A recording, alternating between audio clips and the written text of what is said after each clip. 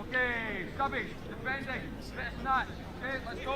Down we down, through on me. Down we defending, Stubby defending. Defend your 10, defend your 10. Not full contact, but I want you in over the ball. Feet fight finish. Feet fight finish. Yep. Nice, and then good. 3, 2. Let's go. Nice. I got lead. Unleashed, after 10. Blue rock, come back. Blue rock. Nice, on him. Come on, boys, you've got to be on him. You've got to be on him, even if we're doing those switches. I'm ball. Please, I'm set.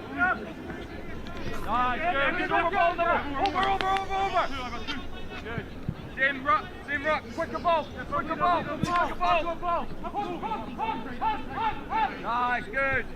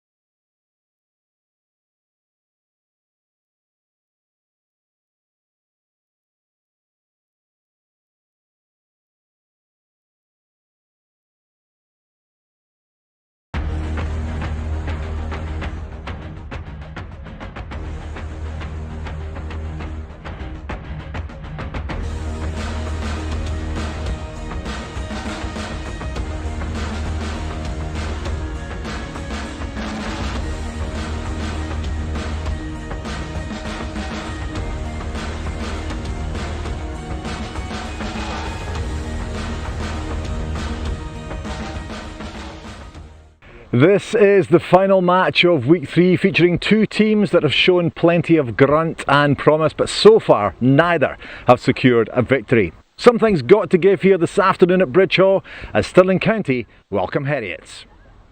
County looked good against Southern Knights on the opening weekend and will be desperate to make home advantage count.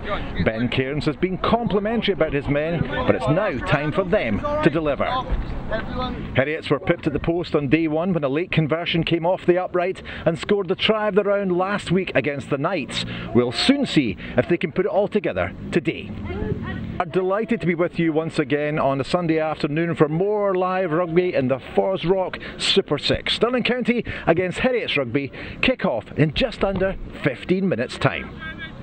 Yes, a very warm welcome to Bridge Hall, one of the bonniest rugby grounds in the country with Stirling Castle in the background. I'm delighted to welcome Chris Patterson, Scotland's record point scorer ahead of this one. Chris, this should be very exciting indeed. They haven't got a win, either of the teams so far, but they have shown promise. They have two good sides actually, well matched. It's a tight one. There'll be a lot of tension, I think, because of the fact that neither team have the win, obviously. Neither team have been bad. Heriot can play some Spartan rugby, saw some of their tries last week. That's their DNA, that's what they like to do, that's what they should continue to do. And if they can do that accurately, then they can beat anyone, towards the bottom of the table or top of the table. They do have that in their game. Whereas Stirling are a tough, hard team. They didn't take their opportunities that were presented last week against Watsonians.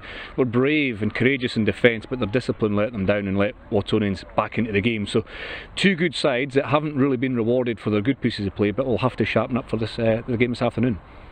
So what do you think will be key today? Because obviously Ben Cairns has got his side here and he wants to kind of take advantage of the, being at home.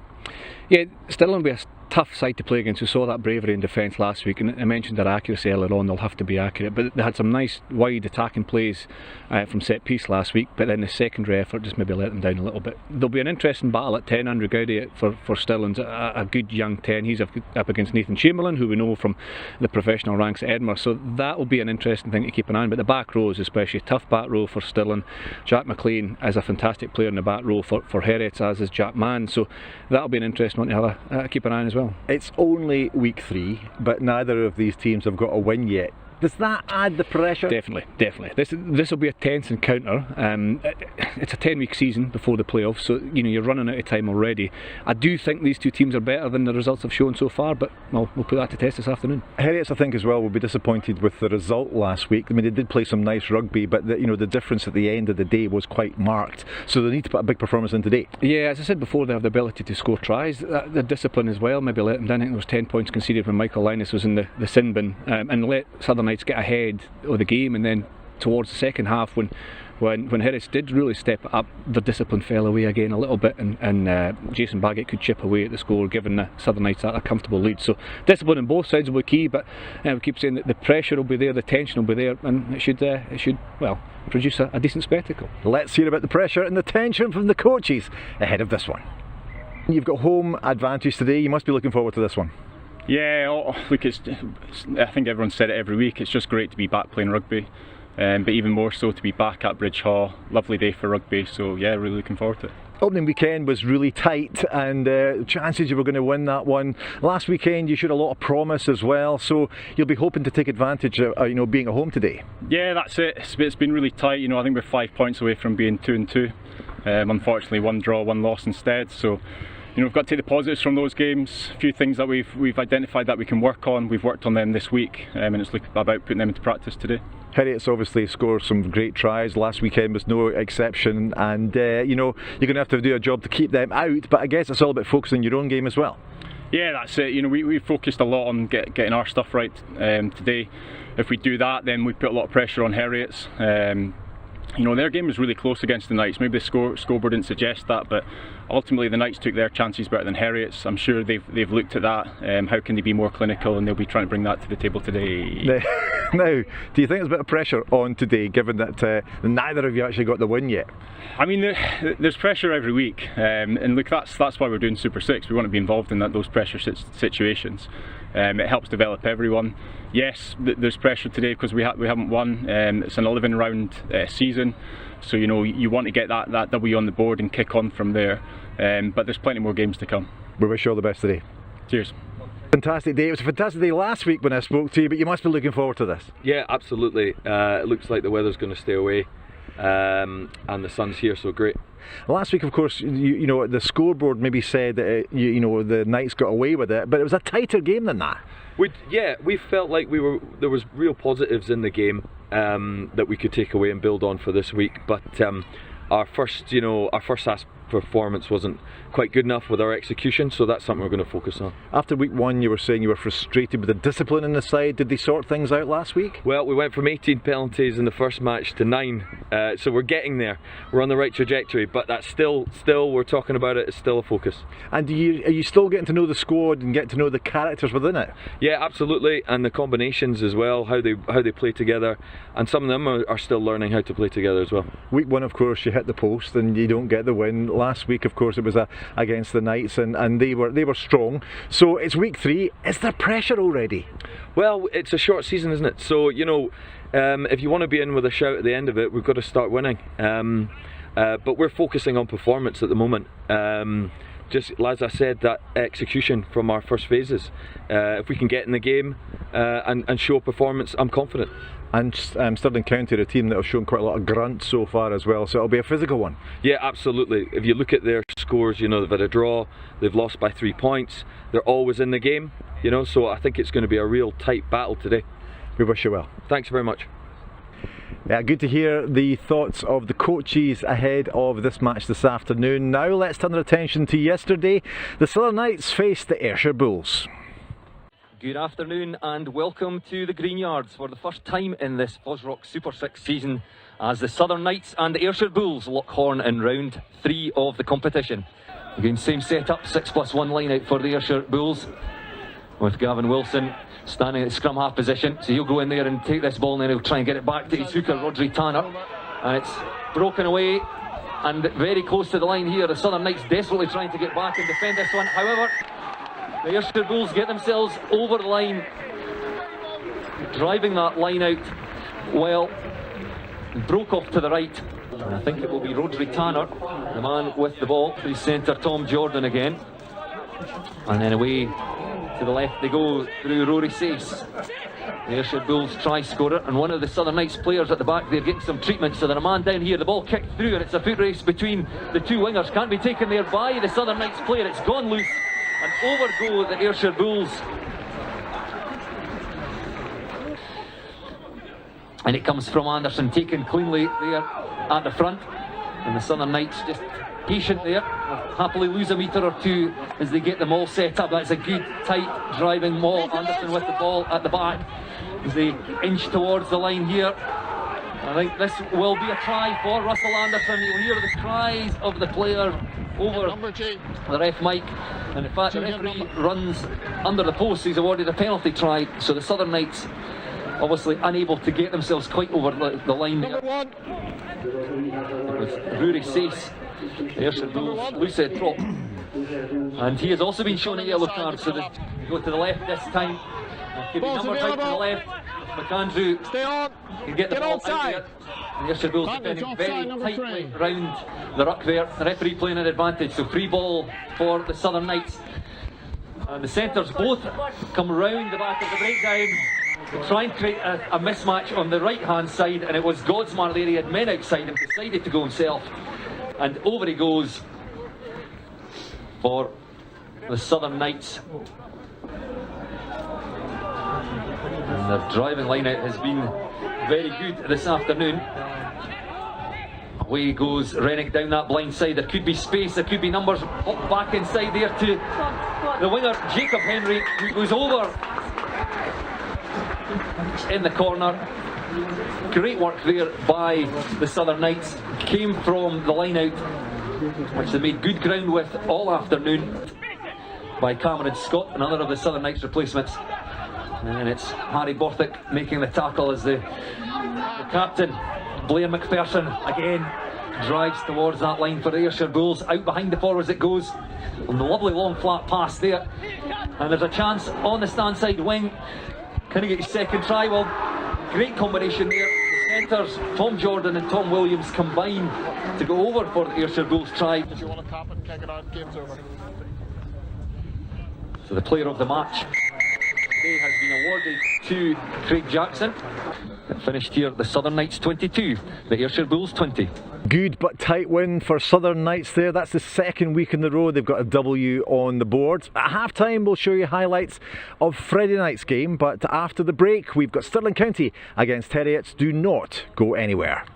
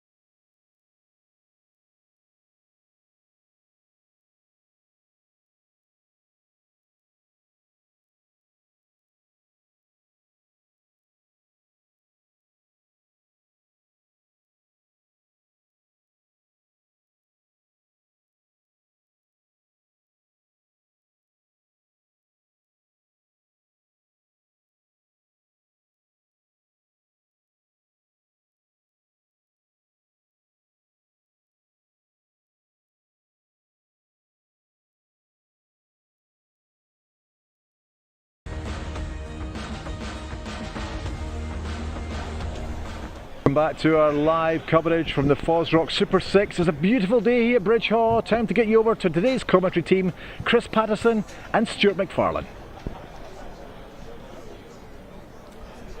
Good afternoon and welcome along to Bridge Hall, one of the most picturesque venues for a sporting occasion in Scotland. It's of course the final match in week number 3 of the FOSROC Super 6 competition. Stirling County playing host to Heriot this afternoon.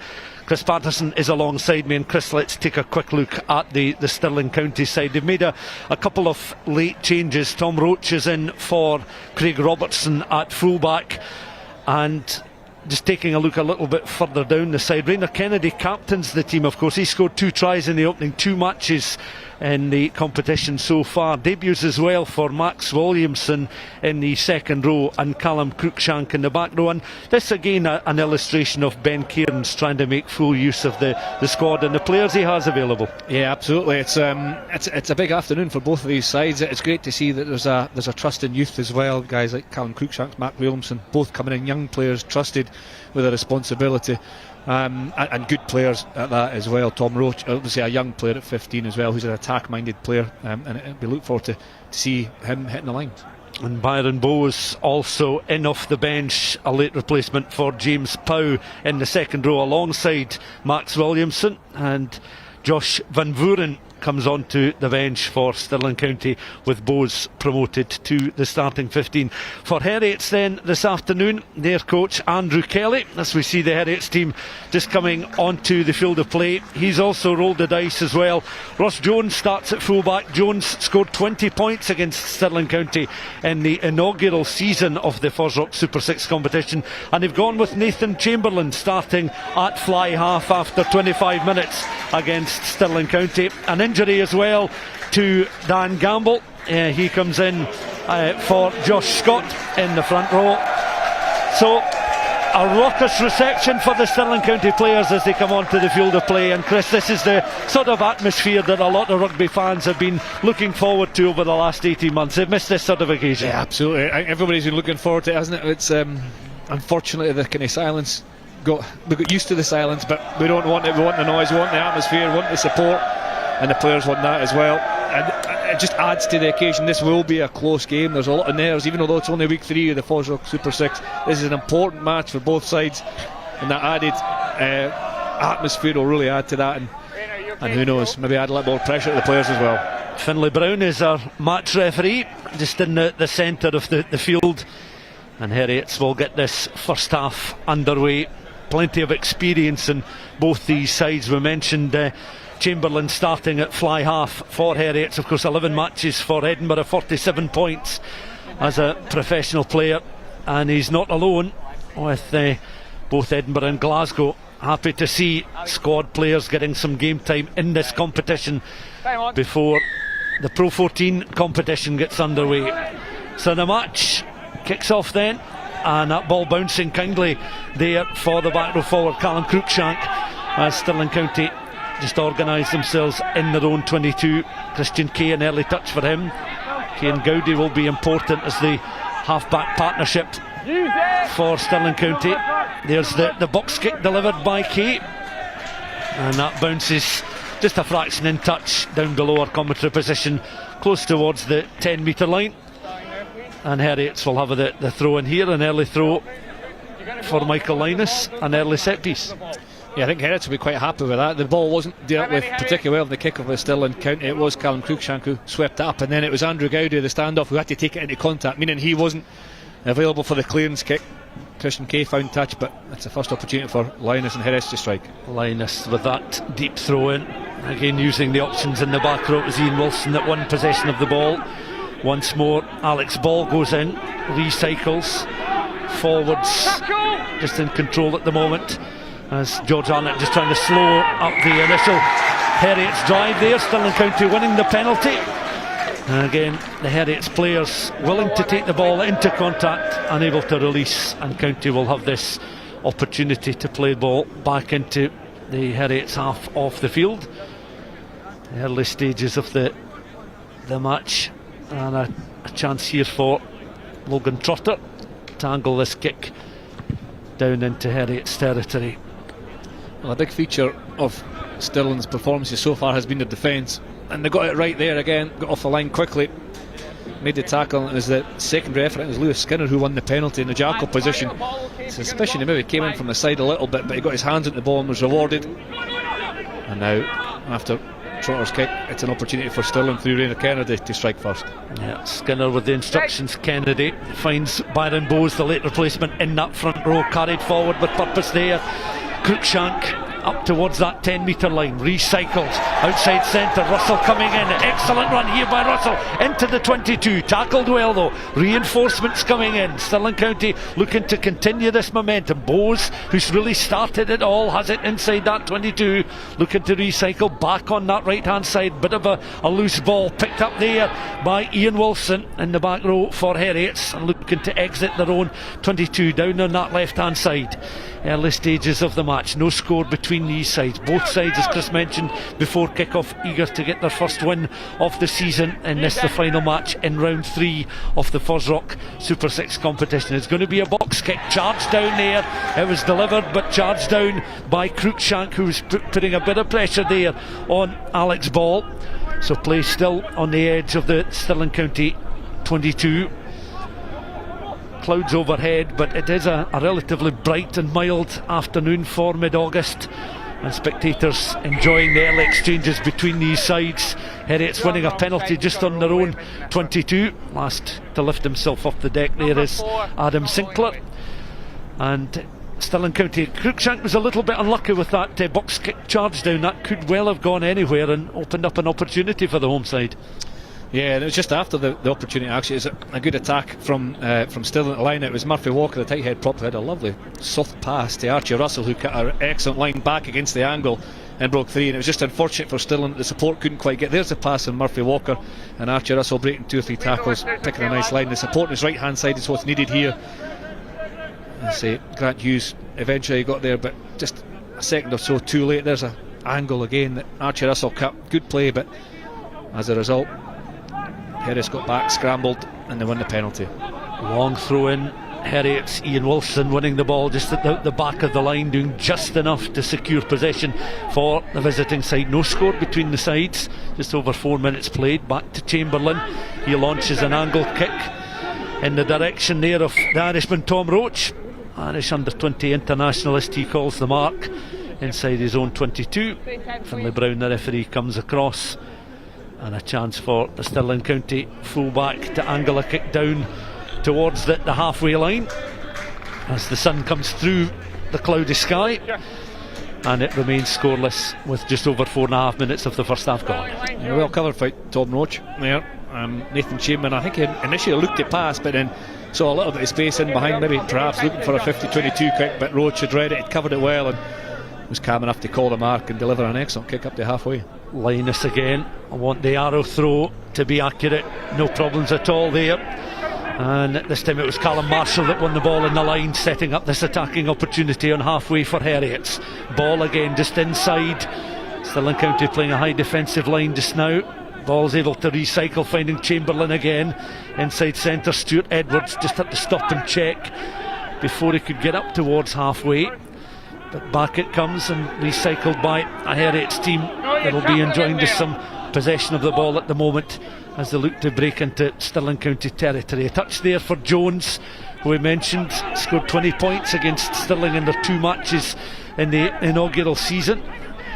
A 16-15 win for Heriots here on the 18th of January 2020, and Heriots also winning by 29 points to 19 back just before Christmas of 2019. So a double-header win for Heriots, and they're still looking to make some ground, just a fraction inside Stirling County territory. Kind of looking for the turnover ball. Chamberlain tries to prod a kick through, but again it's charged down and accelerating away here, the fly half. Good work there from Andrew Gowdy. Gowdy up, forcing Heriots back into their own 22. Just the palms of the hands charging down the kick, and it was the chase was on. He's got a bit of pace about him, the fly half, and certainly put Heriots under a bit of pressure. They've recycled, as you can see, deep inside their own 22, close towards the 5. Chamberlain just positions himself to kick long downfield. That was over the head there of Logan Trotter. Little mistake there as Heriot's just exiting their own 22, and Chris will see this again. Again, Andrew Gowdy just up with Chamberlain. Yeah, it was clever from Gowdy, wasn't he? Got on the outside of Chamberlain, that charge down, and Stuart Edwards for his did really well to get back and stop Gowdy following through. That's the second charge that we've seen so far. Both gone in the favour of Stirling County. Maybe something the players are looking at. There is a lot of kicking in the game at the moment, isn't it? But if you can pressurise that kicker and make it either a poor kick or a charge, then it does give you that opportunity to attack. So it shows how sharp Stirling are defensively. Let's get set. There's your mark. But then, as a result, Chamberlain got back. Huge clearance kick from almost on his own goal line, up over halfway, and poor Tom Roach just couldn't quite handle it. Knocked on, and it just shows you how quickly the play can transfer from being under pressure in your own goal line. Chamberlain clears. They're now attacking in the opposition half. Scrum here, the first of the game. Almost 7.5 minutes of the first half played. And Heriot's through Alex Ball, unable to feed the ball in as the respective front rows just crumple there. And Finlay Brown just having a word there, particularly with those in the front row for Stirling County.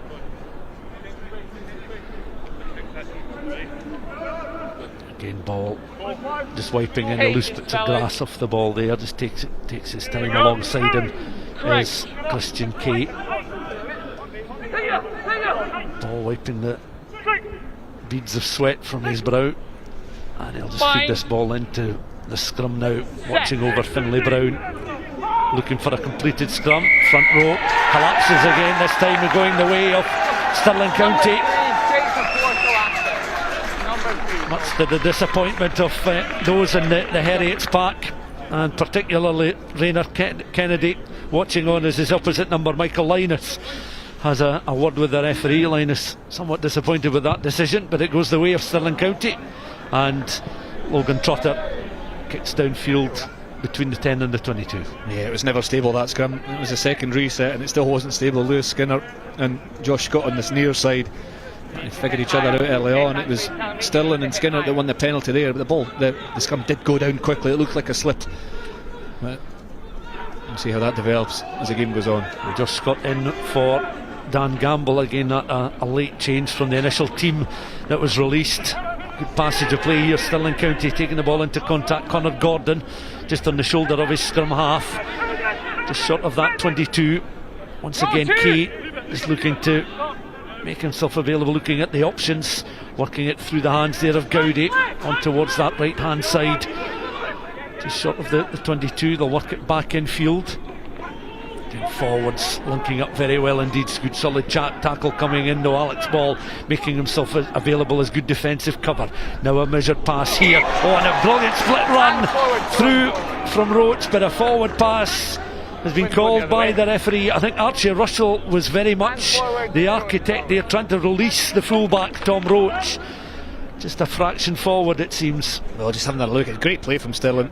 2 or 3 times to get off with Christian Kay with the delayed pass, and that's the pass there from Archie Russell, just drifting forward to Tom Roach.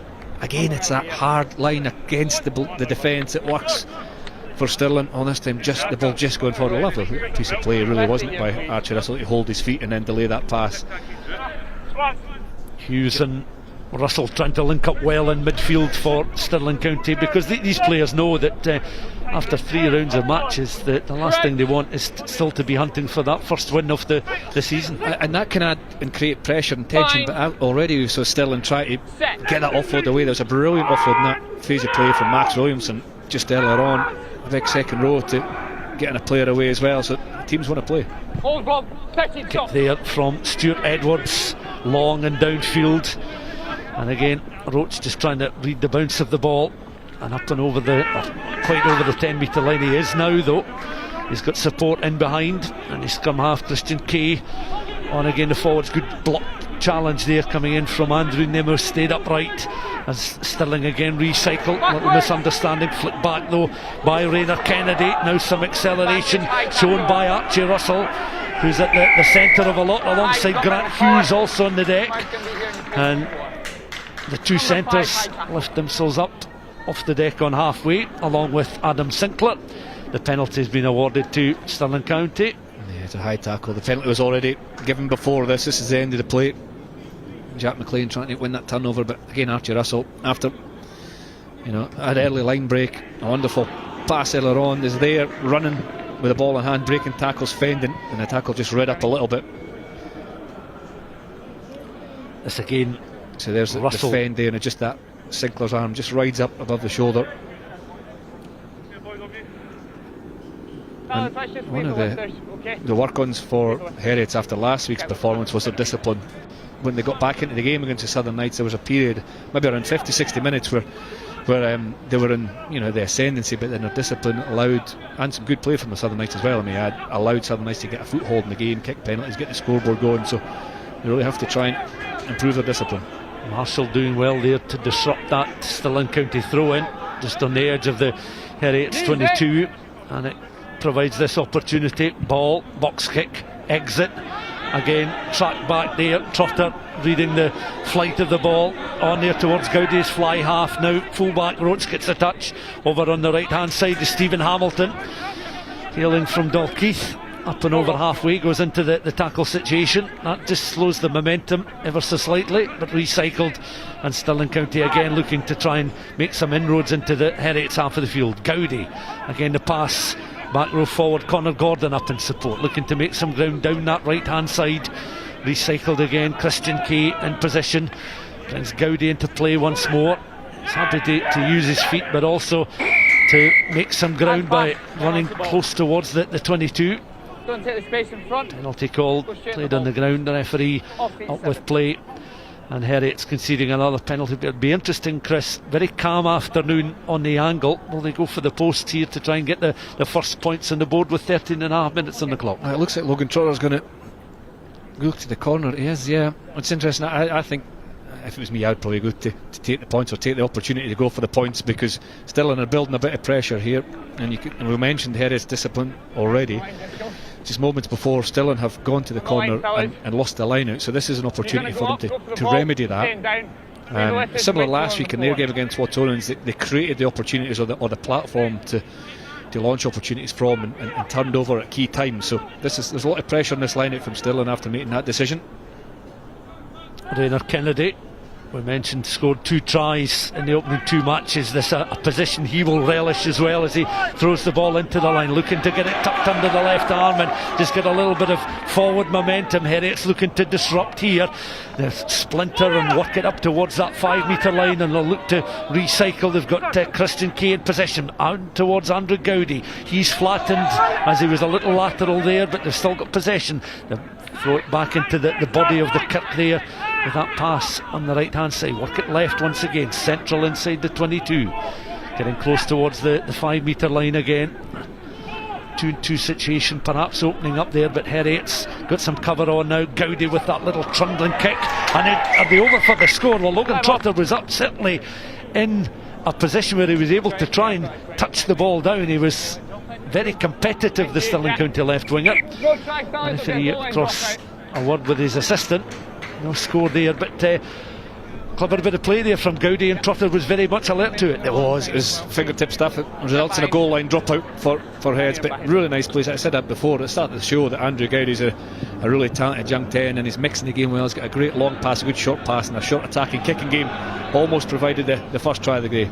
And Hughes is able just to gather the ball close towards halfway, finds Roach, opportunity for him to run, but he's stopped short of the 22. Recycled by Kay once more. Stirling enjoying a good bit of possession inside the Heriot's half of the field at the moment. No score as things stand, approaching 16 minutes gone. Gowdy once again having a look at the centre options. One-handed offload there from Russell onto the right winger Hamilton, who's ghosted into centre field. Gowdy will get the pass once again on towards his fullback Roach. Stopped short of the 22. Heriot's again organised in defence, aware of the crash ball option. Cruikshank trying to make some ground, stopped short of the 22. Gowdy, again deft pass there from Murphy Walker, but it's back in Heriot's colours as they were able to intercept. Solid defensive cover work there from Heriot's, and recycled. Alex Ball, the scrum half, with options on that left hand side, opts to go right once again in centre field.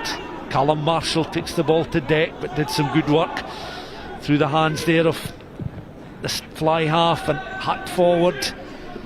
And it's Roach who's back inside his own 22 once again, mopping things up. Stirling had numbers back there, a couple of cover defensive players. And almost 17 minutes of the first half. It's been an intriguing 17 minutes, not a huge amount between the sides, but Stirling certainly enjoying a good few minutes there inside the Heriot's half. Yeah, lung-busting stuff really, isn't it? And it's hard for Heriot because they're doing a lot of defending, although the defence is excellent and really holding out multi-phase attacks from Stirling. And this by far and away the closest that either side has come, this Logan Trotter disallowed score. As we head back to the action, and once again Roach angling a kick, and that's a touch finder just short of the 22 down the Stirling County left hand side in this first half. Time off, please. Yeah, it's an excellent clearance kick from Tom Roach, wasn't it? There is a bump to one of the players on the far side. I think it's Jack Mann, and this is a look back at the almost try. This is Arnott carrying for Stirling. Jack McLean's unlucky not to win the penalty there, win the turnover, but watch this kick here from Gowdy, just delays it, pokes it through. Logan Trotter here and after, but it's excellent cover and the inside from Alex Ball. It's exactly the role of the scrum half there, is to cover in behind that front line of defence. And this is how close it was, just got there.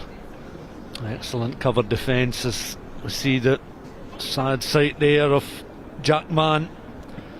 2 appearances for Heriot's last term, and in the early stages of this game injuries sustained by both sides, but it could well be that Jack Mann is up against one of the advertising hoardings across on that far side, continued to receive some treatment as there is a stoppage in play. He's been a consistent performer in the first 3 weeks, Jack Mann. Hard ball carrier, plays at 6, really comfortable in the back row, so we wish him well. Hopefully a speedy recovery. It doesn't look like he'll be coming back on, so Murphy Walker was getting treatment as well, who's had an excellent start for Stirling. The tight head prop with 1 or 2 lovely soft passes. And it's just having a look at the Heriot's players on the bench. We mentioned of course the injury to Dan Gamble, Josh Scott starting at tight head. That means Struan Cessford is one of the options in the front row. You've got Chris Keenan, Rory Leishman, as well as Fraser Hastie, Jed Gelderbloom, Bruce Houston and James Cooper also on the bench. But we see a change now, and it is Rory Leishman stripped and now on the field of play. There's Leishman in the picture, so he is on, and Jack Mann, having contributed in the opening 17.5 minutes, looks as if his afternoon is done and dusted. Still sitting upright across the far side of the pitch opposite where the throw-in will be taken. Michael Linus just wiping the ball in his hands. This is an important set piece here, Chris.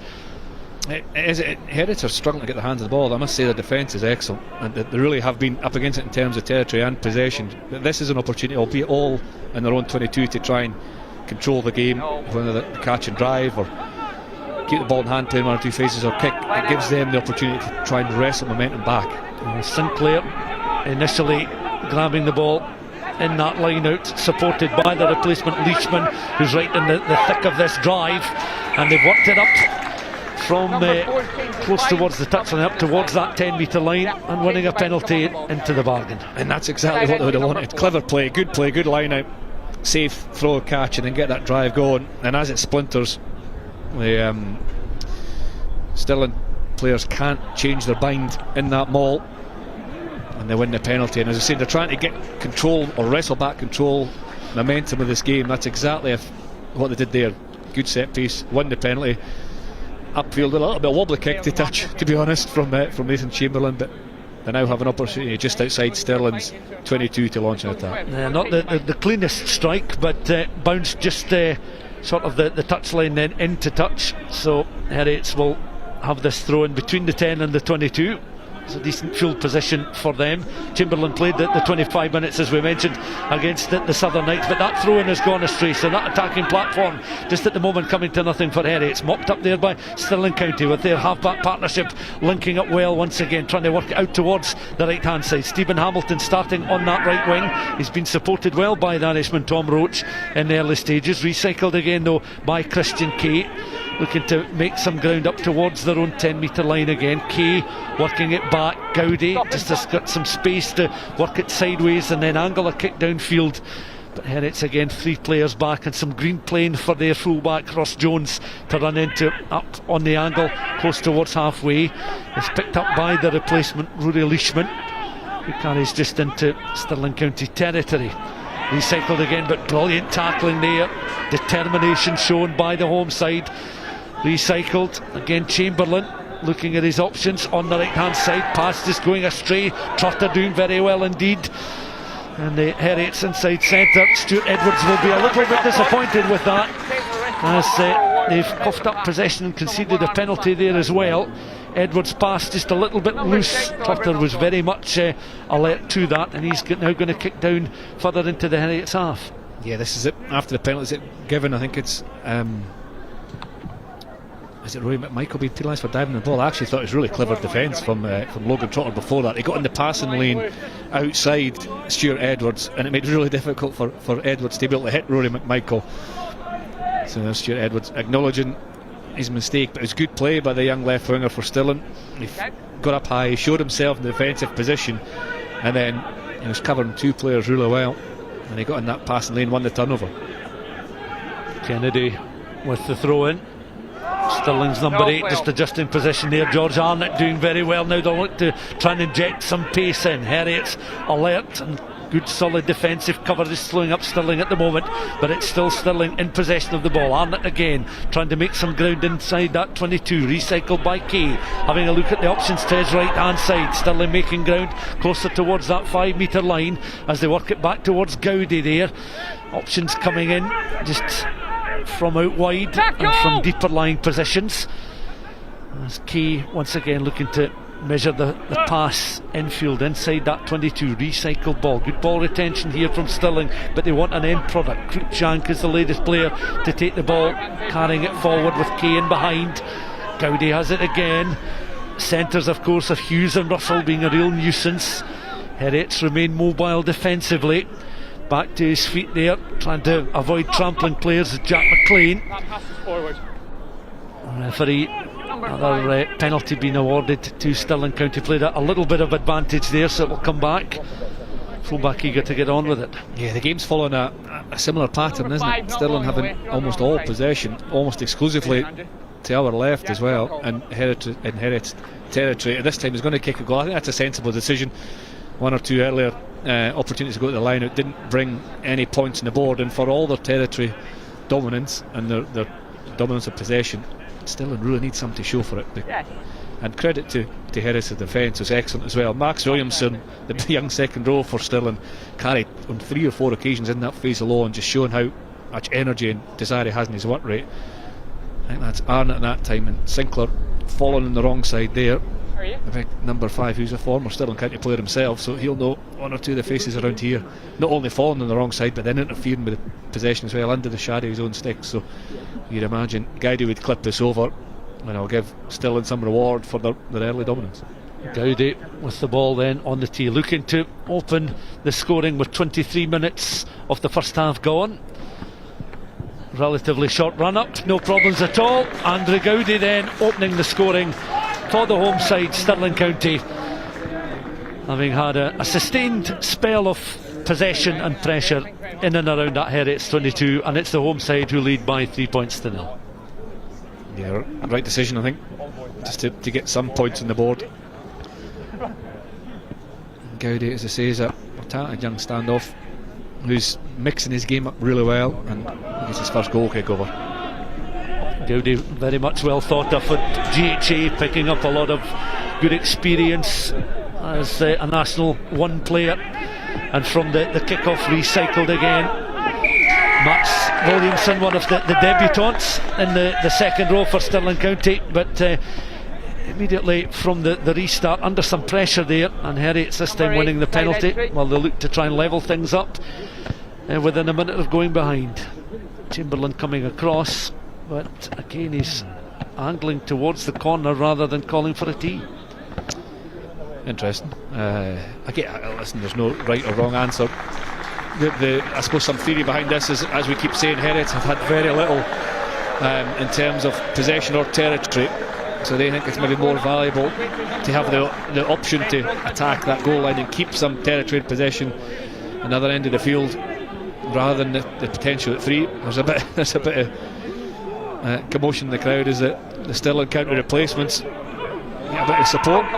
Linus, good solid throw in again, and possession won. The drive is on. Heriot's looking to add extras. Robert Key is the latest player, the outside centre, in amongst that ball there as they try and drive their way up. They're still 5 metres short of the Stirling County line, but it's got a little bit more energy and drive and determination. It's worked its way back to Linus. He collapses just short of the try line there. The referee up with play though, and Linus was very, very close towards the line. The referee has now signalled the score. I think Rory Leishman has been the player who actually worked into a position and was able to take the ball from his hooker and lunge over for the line. I thought certainly that Linus was just short, but it's Leishman with a very typical sort of try from an attacking platform, a line out inside the opposition 22.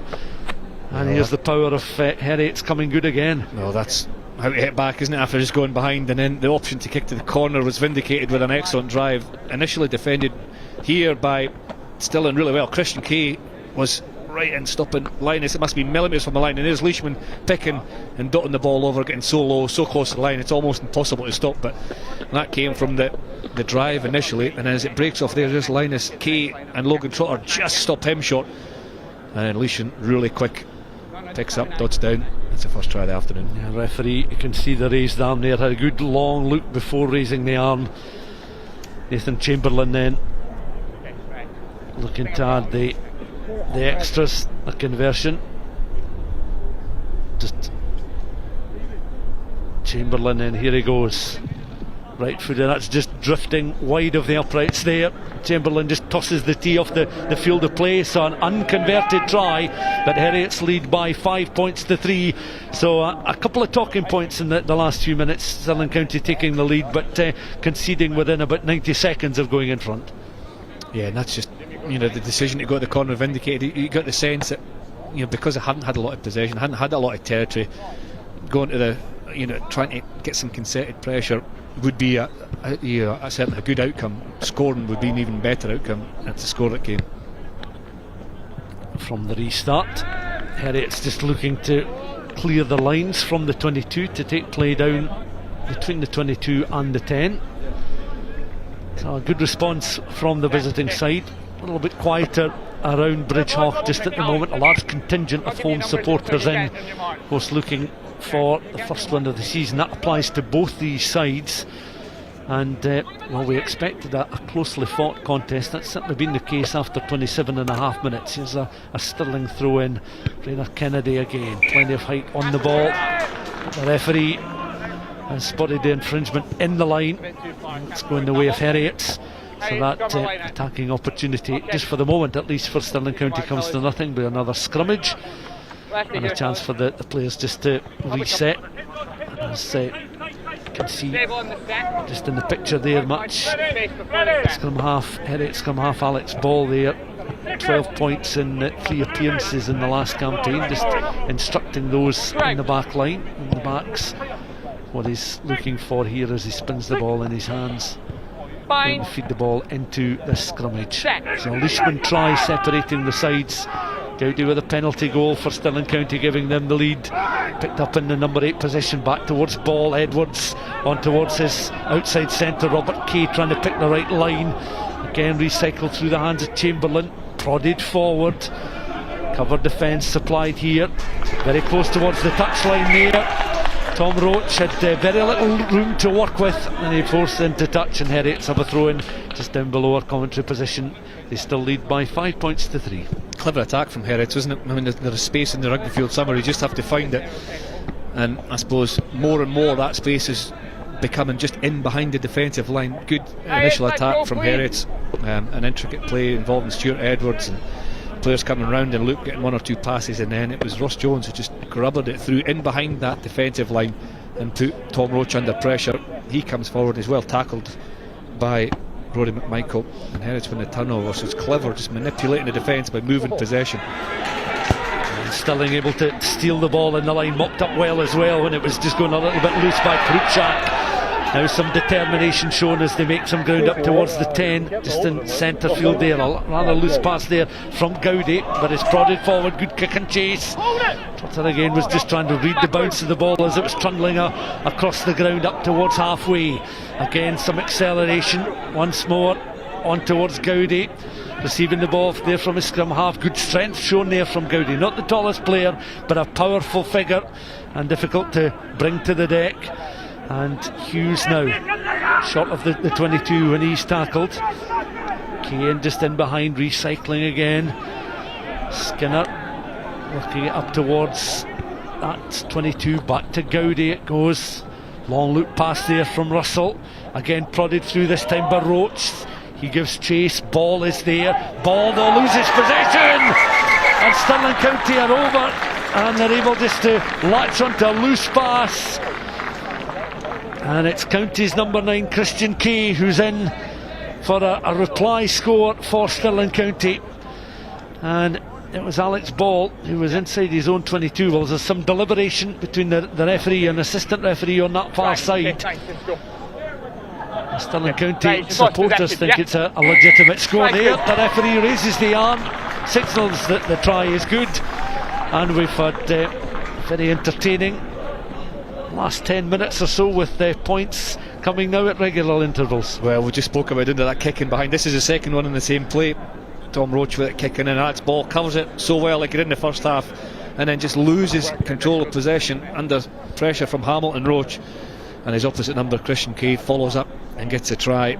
And we just said there's space in behind that front line more often than not in the game now.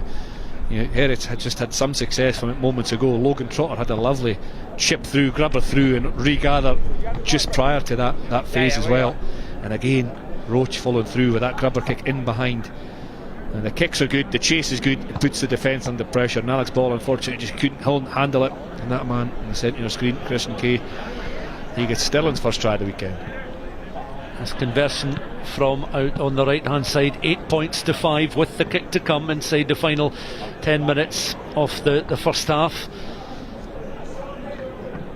Trotter's a useful kicker. Gowdy has the ball, keeps it quite upright on the tee inside that 22 on the right hand side. This then to give them another 2 points on the board. Stirling County now lead by 10 points to 5, courtesy of that converted try, coming at an important stage in the contest inside the final 10 minutes of the first half, and the home side are in front. Yeah, I'll lead by a margin of 5 points. Here's just another look at the try. Gowdy with a pass out the back, and then the link from Russell to Tom Roach, who knows there's two players on him, dribbles it through, and then you watch the left hand side, he's Alex Ball covered over, but the chase is excellent as well. Hamilton Roach, Christian Kay, 3-1, and Stirling come out on top. Cruikshank again winning the ball at the restart. In behind is Christian Kay, buoyed by the fact he scored the latest try in this contest. Stirling's opening, now he works his way, tries to find a little gap, away it goes, accelerating over that 10 metre line. Lovely offload towards Trotter then, his kick is charged down though, guarded brilliantly there by Callum Marshall. On there towards outside centre, Robert Kay. Heriot's now looking to just accelerate and continue with this good momentum and pace. Callum Young though, caught short, but he's able to get up closer towards the halfway line. Recycled by Ball on towards Edwards, adjusts his position. He's a left-footed kicker, crossfield kick there, carries the 10 metre line. Stirling 3 players over on that right hand side. One of them is Hamilton, the ball carrier. That pass just almost going behind his teammate, but Stirling again trying to work it with Edwards, trying to slow up the Stirling charge up towards that 10 metre line. Recycled by Kay. Gowdy then on towards inside centre. Hughes picked up there by the number 8 Arnott, trying to gallop down this left hand side, but good defensive cover work there provided by the Heriot's back row, led by McMichael. In goes Key once again, on towards Gowdy. Gowdy just delaying the pass ever so slightly, but taken on very well. Second row forwards coming in, carrying well, as it's out towards Russell now. Russell, brilliant pass in, field there, taken on by Murray Walker, but play just collapsing from a Stirling County point of view, just inside that Heriot's 22. But after a tentative opening 20-22 minutes or so, Chris, the last 12 minutes the game seems to have sparked into life, and that was a really entertaining passage of play by both sides in possession. Excellent piece of play really by Stirling, really stretching Heriot's defence. This is Christian Kay's initial break, and I watch this for an impact from Callum Marshall. A charge down here, and not only charge down, he managed to hold it and stick, and then Heriot's come in the attack. But I must say, Stirling have this willingness to throw that extra pass, throw the offload. Archie Russell did really well there to take on the defence, slip the pass. I think it was to the really impressive Connor Gordon, whose pass just didn't quite find Stephen Hamilton on the far side. But committing the defence and then giving either that really late pass or the offload is something that Stirling have been pretty good at in this first half. But again, they'll kick themselves because they had Heriot on the rack a little bit there, building the pressure, just didn't quite finish it off.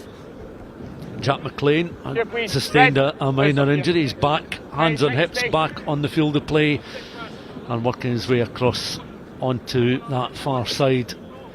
So quite a bit in particularly the last 12 minutes for both sets of supporters to cheer, as the respective sides have really settled into this contest. 10 points to 5. Heriots with this defensive line out, again secured in the middle of the line. Adam Sinclair this time winning the ball in the line out. They've got a drive up, as you can see, close towards at 22. Just down their left hand side. Ball wrestling with it, looking just to make some ground. He's flattened just before he can reach the 22. Always inside. Heriots will look for an exit here. They're willing just to carry up towards the 22. They'll bring a kicker into play. Now it comes back to Edwards, using that trusted left foot.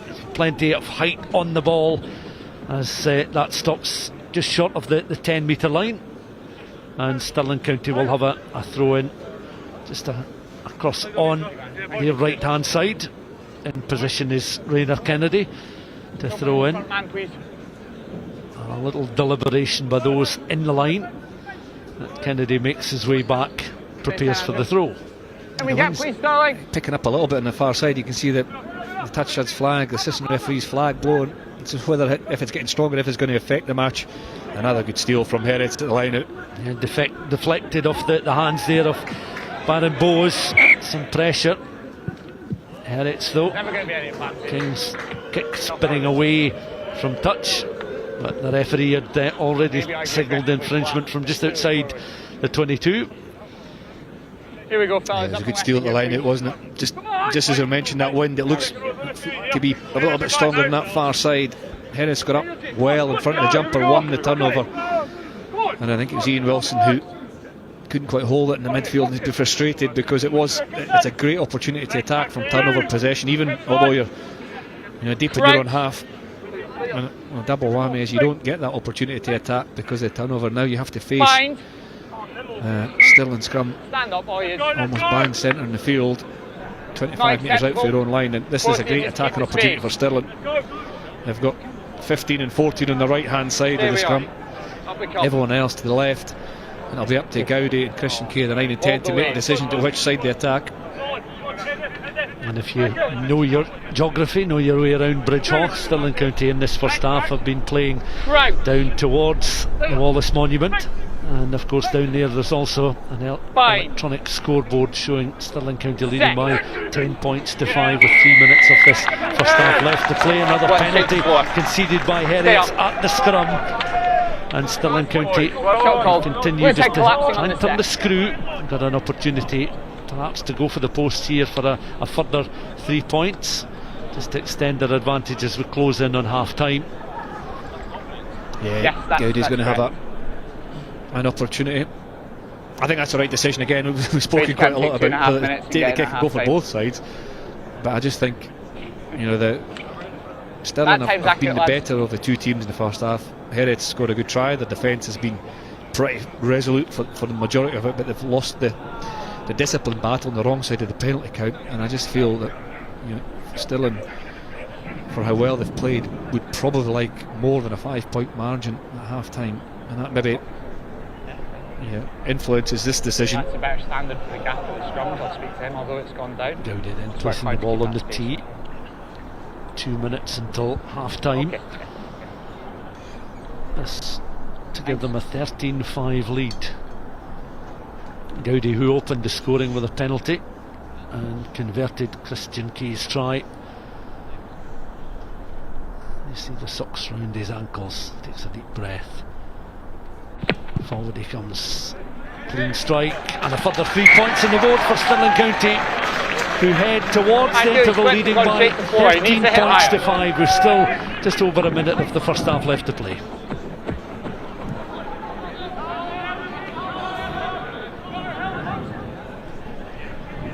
Chamberlain then back on halfway with Finlay Brown, the match referee, alongside him.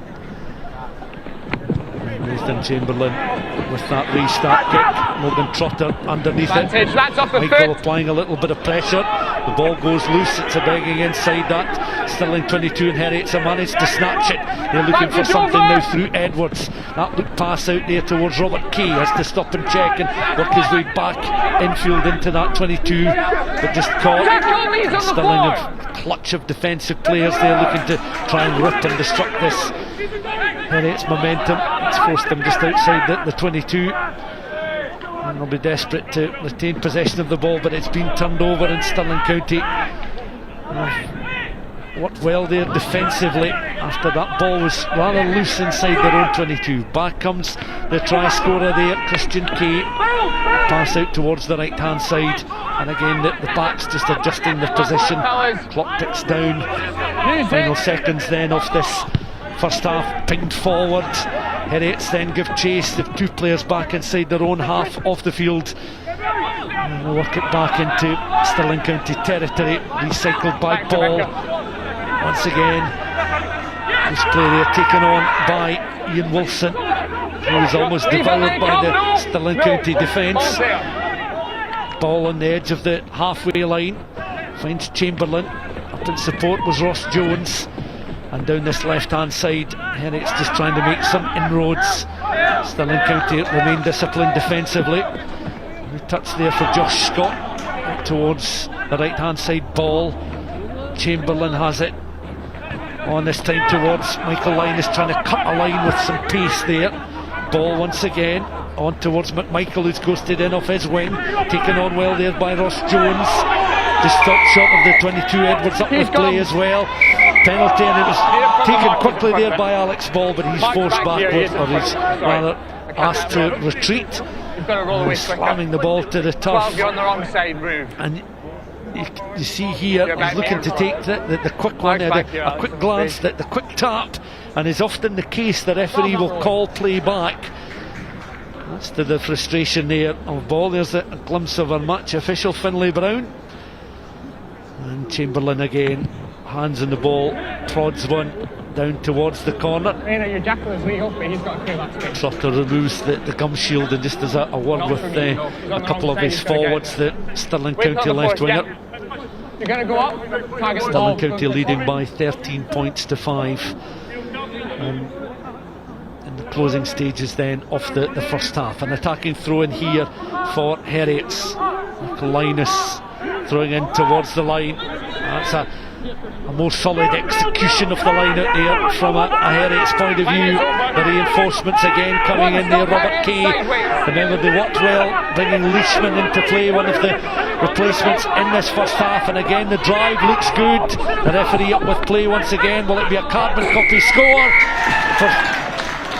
It's a penalty try has been awarded. The referee running underneath the posts there, and I think he's going to go perhaps to his pocket as well. There's certainly some deliberations.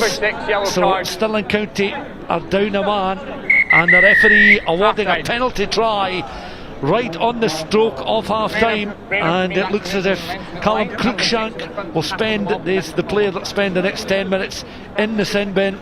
So an interesting and intriguing way to reach half time, with Heriots not for the first time, showing their power inside the 22, coming good initially through a Leishman score, but the referee in no doubts that Callum Cruikshank was the player,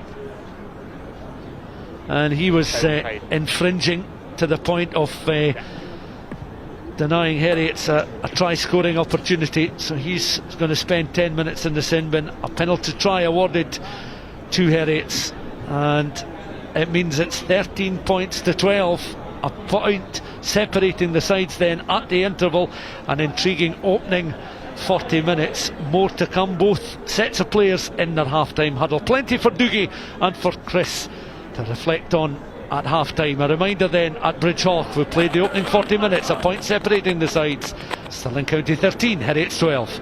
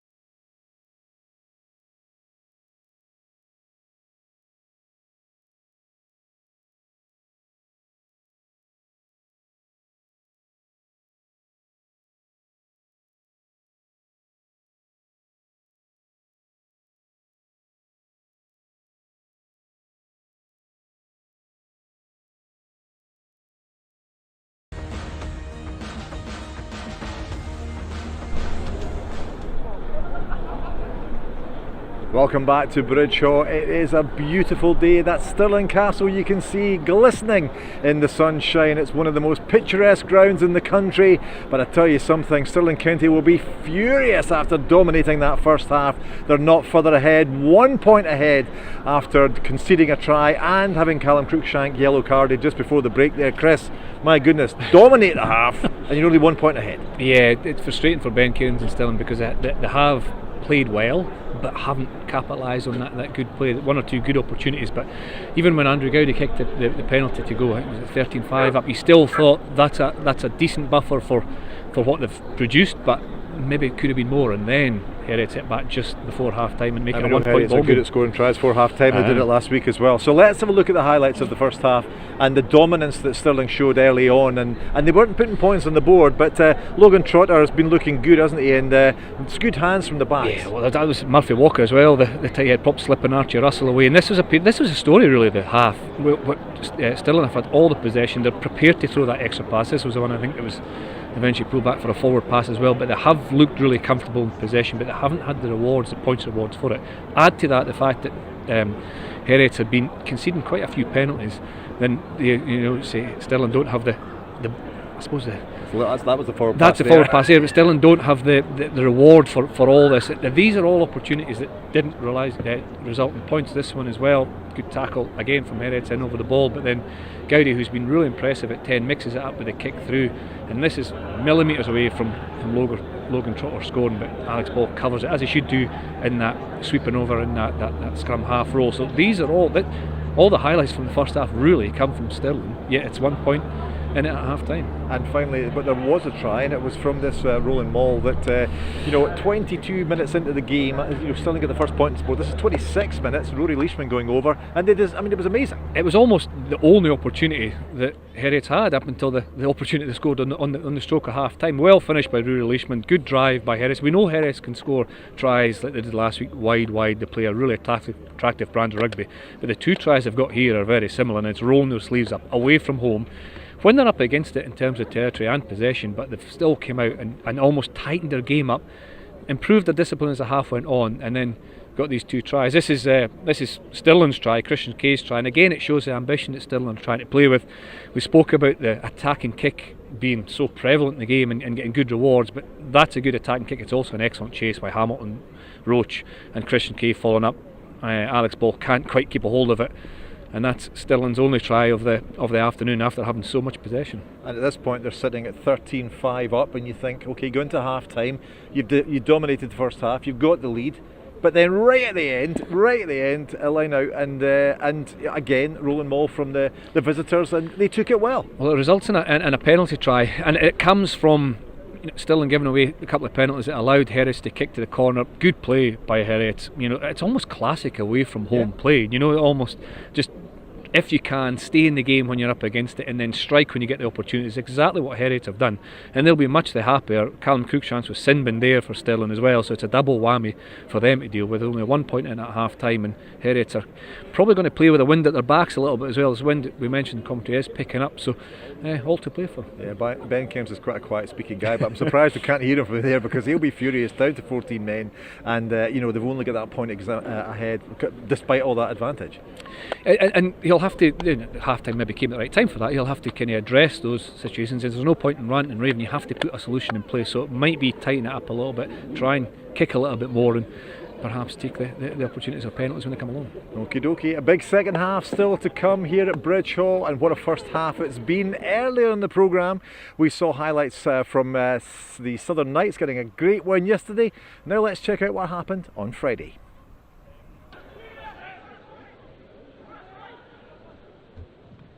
A Fitman, they're up very, very quickly. Watsonians, that's good play by Bredenhorst.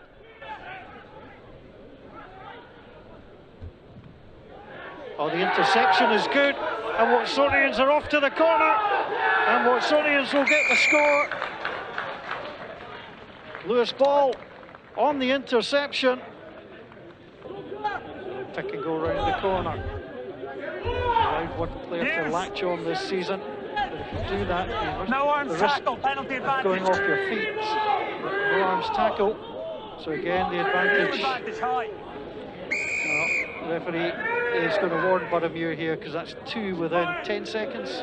Yeah, first one was no arms and then the next one was high as well, so off and running. And it's taken quickly, and Buttermuir can't defend it. Sam Daly is in, he's a big unit, scored last week, scores again, and Watsonians have rattled in 2 tries in the opening 16 minutes, organising themselves well. Jamie Forbes in its scrum half, trying to run over the top of Buttermuir. There's creaking here, Buttermuir. And again, the try is given. They've just got too much pace and too much power. And once more, it's Watsonians that get themselves through. Now back, it comes the other way. You can see the 2 lock forwards, Fisher and Ferry. Oh, Barreto throws an outrageous dummy. Barreto moving to the line, beats the fullback, tries to lay the ball off, and Tom Brown will score. Well, Tom Brown may have scored, but that was made by Callum Barreto. That was outrageous shimmy. I'm not sure there's many players who wouldn't have bitten on that. That's a brilliant dummy. It's great to see that in the game and a real creativity around Kaleem's game. It's at the back. Ross Graham driving in, there's the low spin. Watsonians are close. Graham was battling for the line, he was held up. Connor Boyle, man of the match at the time, the last time they played, lays the ball back. And the try comes for Watsonians, and that will seal things off. Stephen Longwell with the score.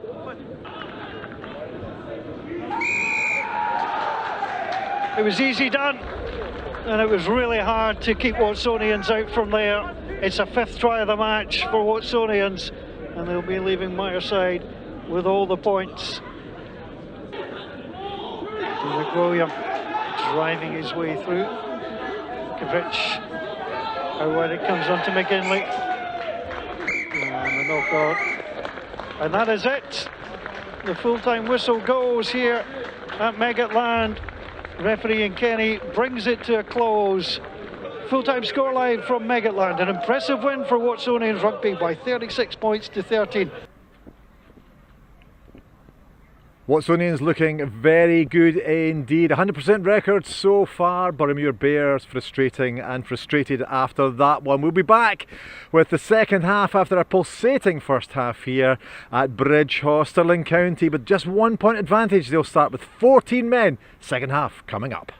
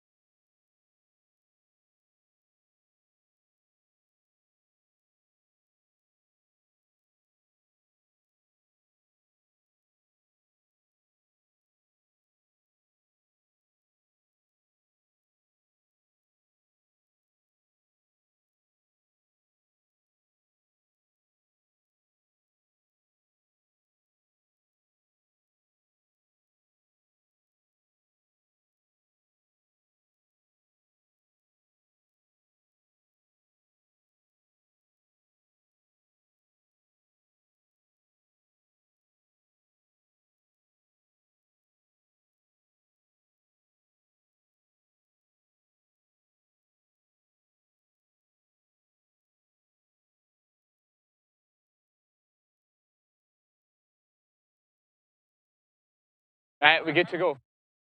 Right, 30 seconds, lads, get ready. Feels like gladiators almost, doesn't it? Yeah.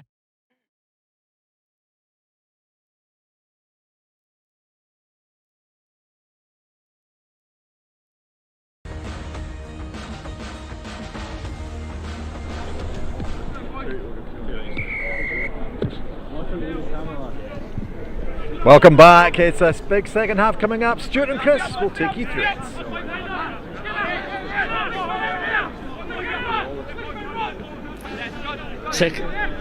Second half just underway, and how that penalty try has changed the complexion of the match. Stirling were leading 13 points to 5 going into the final throes of that first half, and Stirling in possession now. Remember, a man down because of the yellow card after the penalty try was awarded by our match referee Finlay Brown. So Callum Cruikshank will spend 10 minutes of this second period in the bin. Both these sides will be eager to get off in this second half on the front foot, but Stirling just straying offside, and Heriots will have an opportunity with that extra man just to apply a little bit more pressure on their hosts in the early stages. A minute of the second half gone. Chris back with me in the commentary booth. 13 points to 12, a point separating the teams. It's an interesting decision as well, in terms of obviously still being down to 14 men. I suppose Heriot would want to keep the ball, the tempo high, the ball in play, but they've opted to kick a long range penalty. I thought following the kind of trend of the first half, there's a lot, so much scrutiny on this decision, and these decisions are in kicking the goal or keeping the ball in play. But when you have got that extra man, you want to, I suppose, have the ball in play for most of that 10 minutes as possible. And already we've had probably a minute of the second half, and Heriots are lining up the kick and goal. So Chamberlain, who of course we mentioned his 11 matches with Edinburgh, 47 points. He's a professional with the Murrayfield club, and he's just swinging those arms by his sides as he lines up this penalty goal attempt. Just to take Heriots back in front. The fight on that kick, but drifting somewhat wide of the uprights, and a man of his undoubted talents will be disappointed with that penalty attempt. The tough kick is actually just being over the kind of pitch side at half time. The wind, it really is getting up on that far side. You saw the ball moving left to right, it is blowing away to that far side, so maybe that was part of the thinking there as well. But I just assumed that would go into the corner and you try and make most of the extra man numerical advantage and apply a lot more pressure to Stirling. Stirling 13, Heriots 12. Final match in round 3 of the FOSROC Super 6 competition. And it's back now with Heriots and ball carrier there, Callum Marshall, wearing 22, but he started in that second row alongside Adam Sinclair. Let's have it once again. Edwards measuring the pass there towards McMichael, out towards this left hand side, picked up there by Ross Jones, the fullback. The referee had already spotted the infringement. Looking forward, so just a handling error, and that move breaks down from Heriots' point of view right on the halfway line. So another stop-start opening couple of minutes as we approach 43 minutes on the clock, and just the point between the teams. Yeah, it's frustrating from Callum Young that time. They did the right thing coming back on that angle. Time's off, by the way, Rebecca. Yes, Ross Jones had pulled the Stirling defence, who obviously one man down, or sliding quite hard. Let's and go. then Callum Young could control the possession. Some change up front as well. Stuart Nimmo's coming off for Heriot. On the field of play, I think it was Chris Keane, number 19 is on. You see him there in the front row. So they'll take up position in the front. Callum Marshall will be working in the scrummage as the number 8. It will be a Stirling put in to the scrum. Christian Kay, one of the I was going to say 3 try scorers, one of those 3 tries, of course, a penalty try, the 4th in the competition so far this season. Awarded to Heriots right on the stroke of half time, but Leishman and Kay scoring tries for their respective sides in the first half. Also recycled just on halfway. Stirling remain in front by a point. Heriots having missed the penalty goal attempt just a few minutes ago from Chamberlain. And Heriots now on the defensive again as Stirling through Stephen Hamilton looking to try and make some ground. Just a fraction inside. Kay on there towards his captain and hooker Kennedy. Kay has it again. Gowdy doesn't really put a foot wrong with the boot as well, as it's carried forward there with some purpose, and against Stirling County down a man at the moment as Kay recycled. Remember, they've got a back row forward in the bin on a yellow card, but Kay eager to get on with it as well, as you can see him beavering around the breakdown as it's back with Grant Hughes now. Situation opening up on this right hand side, handling just letting Stephen Hamilton down as Stirling was shipping the ball just across the field of play at the radar knots there, and Hamilton will be disappointed he couldn't get clean hands on the ball because they had a bit of green space to run into here, Chris. Yeah, it was a long pass from Tom Roach, isn't it? right over the top, and Hamilton had the time and just took his eye off it at the last second. Probably because he knew there was space ahead of him. You could see the space there between him and the defensive line. It's unusual nowadays, you get so much, I suppose, grass between you and the would-be tackler. He probably just took his eye off it there. You can see the space. He's desperate to attack Callum Young coming over, and he's so frustrated that he couldn't keep a hold of it. But not you know, although it's a poor outcome for Stirling, at least they've controlled possession against the 50 man for a, you know, that's halfway through the sin bin period already, and Heriot hadn't really had an attack, so Stirling working really hard to maintain possession prior to that knock on, and that's ironical. I think Heriot should be doing in this period. We'll see how this scrum goes. It'll obviously change in the front row and this near side for Heriot's Chris Keane coming in. And there's one or two issues in the first half, wasn't it? Murphy Walker's having a word with him already, and the referee. Let's see if we get a clean scrum.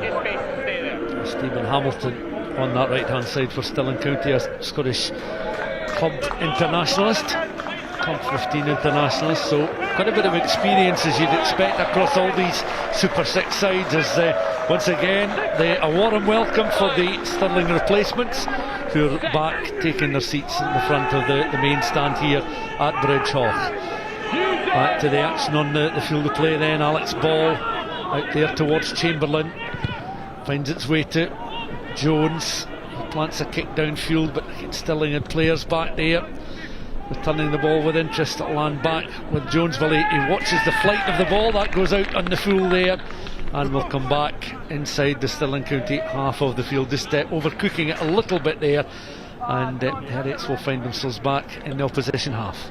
This cab from Ross Jones, the Heriots fullback, wasn't it? The way he positioned his body is excellent. Look, he's between, he knows exactly where the touchline is, he can see the ball, he watches it all the way in, makes a late decision, great decision. If he's too square on that ball, he can't see the touchline as well at his peripheral vision, so good fullback play. It was actually good from his opposite number just prior to the kick as well, Tom Roach, who covered, and in fact Ross Jones' kick really well. I thought the backfield positions for both players was excellent here, and that kick just carrying too far from Roach allows Heriot another opportunity. Heriots with the throw in again, stretching and reaching highest. Ian Wilson in the line out and able to secure possession of the ball, and Heriots looking to try and get some forward momentum. They spin round and continue the drive over that 10 metre line and closing in on the 22, and the clock ticking down.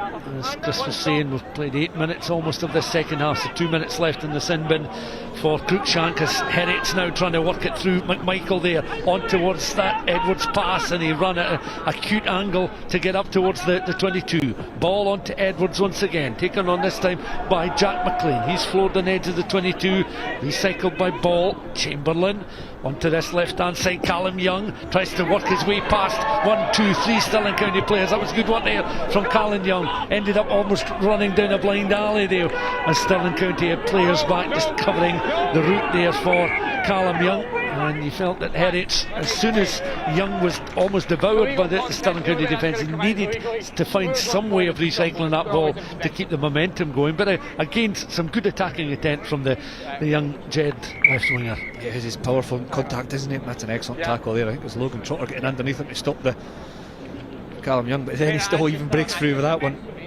You see a strong and powerful try scorer last weekend. There's one or two knocks and bumps as well. There's one or two kind of scuffles off the ball, I think, that maybe created some of the space for the backs to run into as well. But another stoppage in the game. Roddy Michael took a blow, and he needed a little bit of treatment. Is it Max Williamson or George Arnott as well into the sticks? Getting a little bit of treatment.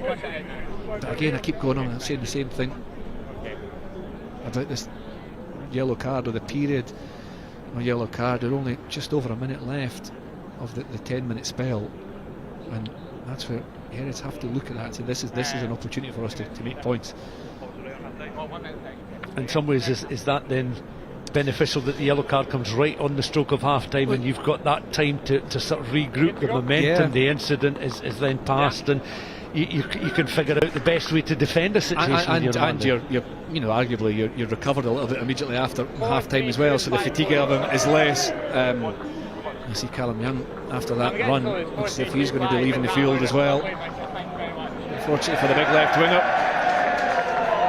And a couple of changes at Rory Cooper. I think number 20 will come on, but there's one or two other changes as well in the front row for Heriot, Stuart. Also looking down there, we'll see that Fraser Hastie is on the field of play, and it does look as if Callum Young's afternoon could well be over. Another replacement as well, Cameron Fenton coming on for Heriot in that front row. He's 25 years old now, ex-Warriors and London Scottish front row forward.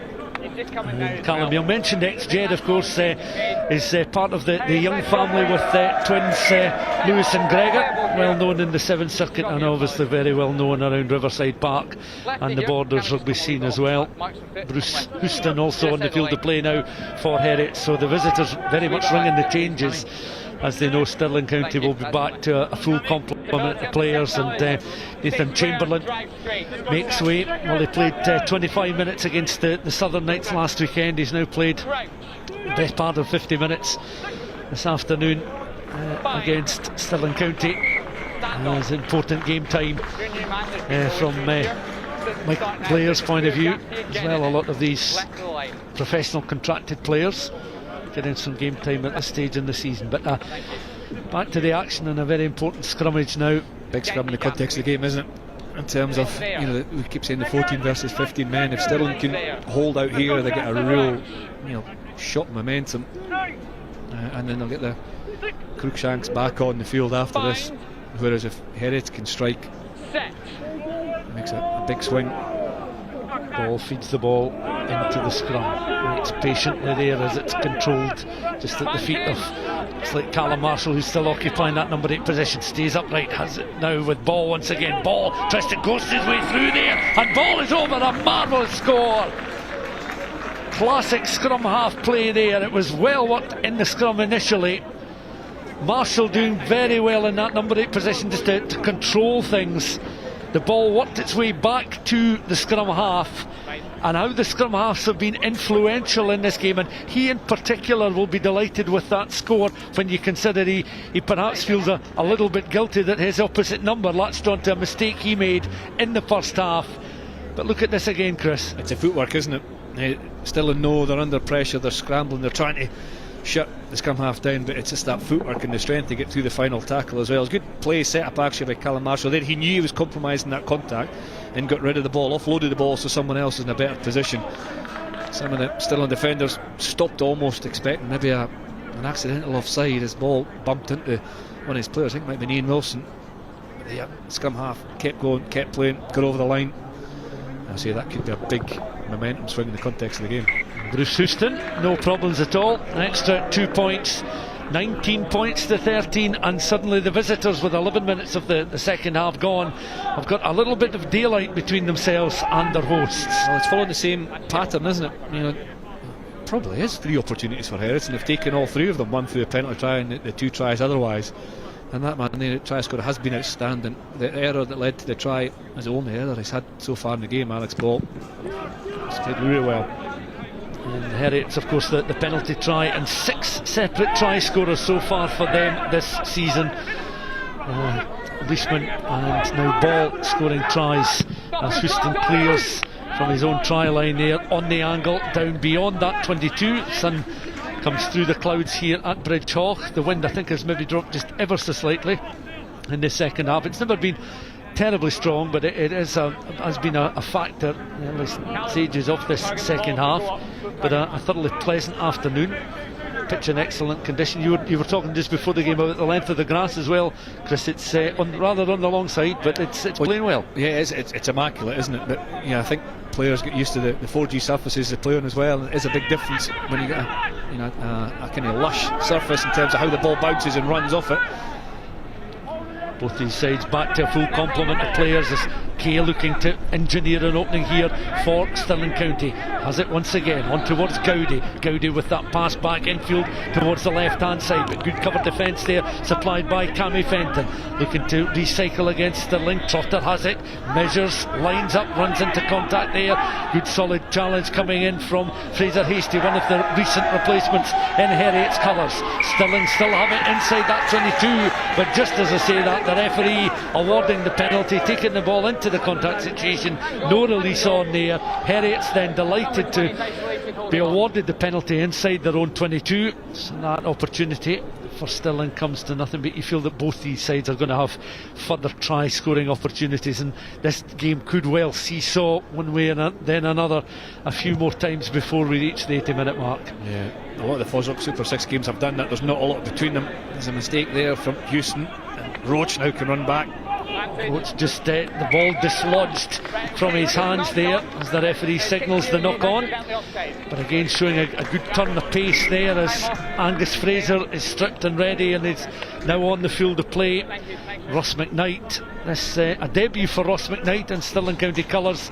He's also off the bench, so a couple of changes in the front row and in the backs for the home side. Shane O'Kerry going off. Tom Roach is, that's a frustrating one for him and his team, because you've actually not capitalised on a Heriot error. It was the error from the missed kick to touch that, you know, almost gained you possession, and then immediately before even a contact or an initial contact, the ball's then turned back over. So if you're trying to build momentum and gain momentum, especially when you've been up against it in this say 10-minute period, you want to keep possession. So it's a frustrating one from Ben Cairns, the coaching staff, to see that turnover in possession so quickly. I think by the looks of it, Stirling County aiming to make another change, most likely in the scrum half position, certainly in the half backs. I can see that Ewan Cunningham is stripped and ready to come on the field of play, and this would be a debut for the youngster as well. But Christian Kay has certainly operated very effectively as the Stirling County starting number 9. It's his opposite number, Alex Ball. It's going to deliver the latest lines in the script with feeding the ball into the scrummage. Stirling County 13, Heriot 19. Almost exactly 55 minutes of the game played. So 15 minutes of the second half gone. The ball into this Heriot scrum. Ball works his way around the back again. Hoisted high there by Bruce Houston, and great cover defence over on that far side. Trotter had very little room to work with, and he managed to dig the studs into the turf and was strong enough to take possession of the ball without being knocked into touch. And Stirling now work it up just beyond their own 10-metre line. He cycled again. Gowdy has a loot inside him. Passage of play here from Stirling County. Be mindful of the scoreboard and want to try and address that as soon as possible. Deft kick there from Gowdy, read by Edwards. And the referee again brings play back for an earlier infringement on Heriot. So Stirling County having had a brief period of advantage. Play will come back towards halfway. Another Stirling player down will receive a little bit of treatment, and the scoreline remains Stirling County 13, Heriot 19. And here once again is Chris Patterson. Yeah, Logan Trotter did really well there, didn't he, from the crossfield kick from Houston. He didn't have a lot of space to work on, and he caught under a lot of pressure. But this is good play from the left winger, who's been impressive all around the pitch this afternoon. So after 15 minutes of action in the second half, a water break would be gratefully received from both these sides. I'll be mindful of the importance of a victory, with neither side having opened their opening 2 matches with a win. So this opportunity at the moment in the hands of Heriot, and it would set them up for the second portion of the season, the second round of 3 matches with a win on the board. But plenty can happen between now and then, with Stirling County just trailing by a margin of 6 points. Game gets underway once again, close towards halfway line. Trotter, plenty of power on that right boot of his, and that's an angle kick downfield between the 10 and the 22. And will be a Stirling County throw in, almost directly opposite our commentary position, and over very quickly is Angus Fraser, recently on the field of play, so he'll have an important role in this set play, receiving the instructions from Lewis Skinner. As I can see, another replacement, JP Phelan, is stripped and ready to come on, and Stirling will make another change in that front row. It's Lewis Skinner, who's just back from injury. He's actually played really well, been really busy, been solid in the scrum. 1 or 2 penalties in the first half. He's been replaced. He's just getting treatment on his shoulder just moments before, so Ben Cairns and Stirling have made that change, and he gets a handshake from the medics as he comes off. This is interesting. Stirling have cut to a short line out to try and change the shape of the attack. And they've worked it well in the line despite the pressure there of Heriot, and it's taken on this time by Callum Cruikshank. has been back on now for a good few minutes. Handling, just letting Stirling County down just at the worst possible opportunity from their point of view. Robert Kay was through there trying to control it with the studs of the boot. Intelligent play there initially by Christian Kay, but he couldn't get enough loft on that little chip kick. The referee though has brought play back for the infringement, and just I think settling down both sets of players. But it's been played in good spirits, the contest so far. Yeah, this is an interesting one. I think he certainly lifted a player above the horizontal, but it's not a tackle, but he's still above the horizontal. So it could be a penalty against Heriot here. Competition possession on the ground. Yeah. 6 blue has gone to jackal for the ball and is on the body. Who's lifted by... He's lifted the Stirling player off the ground. He has gone above the horizontal. He has then gone over and landed on his back. I think from a player safety perspective, that lift isn't acceptable, and 6 blue has to go to the bin. Stirling also looking to make the change with Ewan Cunningham now stripped and ready to come on, standing just by the touch line. But the referee and the assistant continued the so probably because he hasn't gone that far off and he's brought him down to ground safely. Penalty only. Okay, thank you. Right, lads, I just want to explain this decision for you, okay, Captain? Captain as well. Look, okay, I've had a conversation with assistants there. Competition for the ball, you're on the body, you have taken him above the horizontal, but you've brought him back down to ground safely. It's just going to be a penalty only, just be very careful, okay? Penalty only? Yeah, penalty only, yeah. I'm not sure if the viewers can hear that, but it's a difficult one because it's not a tackle, but there's still an element of dangerous play. Andrew Gowdy's carried, and I think Ian Wilson's tried to jackal the ball, but he's actually jackaled the player, which means he's lifted beyond the horizontal, and he's landed on his back, but he's also almost placed him on his back. If Ian Wilson had been more reckless and dropped the player, or the player had been dropped on his head, then it would have been worse. But Ian Wilson's trying to jackal the player, actually lift the player.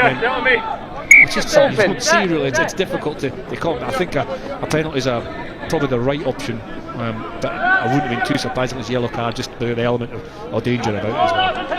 Stirling got some real momentum from that throw-in, joining the drive there. Angus Fraser, fresh legs on the field of play. Heriot's having to adjust the defensive cover. Advantage number 22. Replacement scrum half. Ewan Cunningham in. Cunningham with the pass on towards the inside centre, cutting a fine line there. Hughes on to Hamilton. Hamilton then recycled. Gowdy has it now. Ball just bounces in front there of Trotter. Trotter again tries to escape the attentions of McMichael across on that far side. Back it comes there towards the scrum half. Cunningham inside that 22. Cunningham has it once again, has a little look again. Coming forward there is Cruikshanks, trying to look dangerous. Cunningham, Gowdy measuring the pass on towards Hughes once more. Trotter up with play. Hughes joining the attack once again, just supporting his left winger. Cunningham goes into play once more, taken on this time by Fraser in open play. Replacement hooker. Cunningham getting increasingly involved in the action here as he was able initially to find Byron Bowes and then back towards Gowdy. Out on that left hand side now. Look, there's no advantage. The referee, having played a short period of advantage there for Stirling County, will bring play back for the infringement on this Stirling County right hand side inside the 22. I appreciate your point. Yeah, no, I appreciate your point. So number 22, side entry, then collapsed. So penalising there Callum Marshall for side entry. Number 22, side entry first, then you collapse them all. Penalties come in clumps, isn't it? I mean, for long periods of that half, that Heriots have been squeaky clean, but then as soon as they've given a penalty, it's 1, 2, 3 in a row in quick succession, and it's completely changed the momentum of the game. No side entries, don't change your bite. Stirling are doing really well to get themselves back into the game here. Again, opting not to kick at goal and go to the touchline. The drive just before that was an excellent one that put Heriots under pressure. 10-9. Angus Fraser then throwing the ball in 5 metres from this Heriot's line. Oh, again just deflecting off the hands of the initial Stirling County jumper, working its way towards the back of the Stirling County line. And a drive coming in there 5 metres short of the line. Cunningham goes in once more to recycle on the second row forwards, joining the attack. Good cover defensive play there, led by Heriot's try scorer Leishman, or one of the Heriot's try scorers anyway, very much in the defensive position now. Stirling peppering this Heriot's try line, looking to try and get themselves back in front. They've got the advantage once more. A penalty coming, could well be over for a score. The home side support, applaud. An excellent try there with Stirling County. The players back to their feet celebrating the score. And it looks as if it's Archie Russell who's the player who'll be awarded the try. But perseverance playing off there, Chris. Yeah, absolutely. It's well worked, isn't it?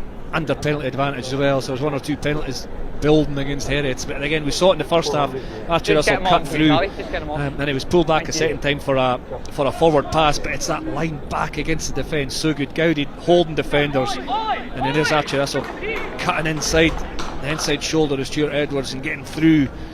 I think it's McLean's tackle as well. This is because of the momentum. Still in a moving forward, to move forward from the drive and move forward from every carry.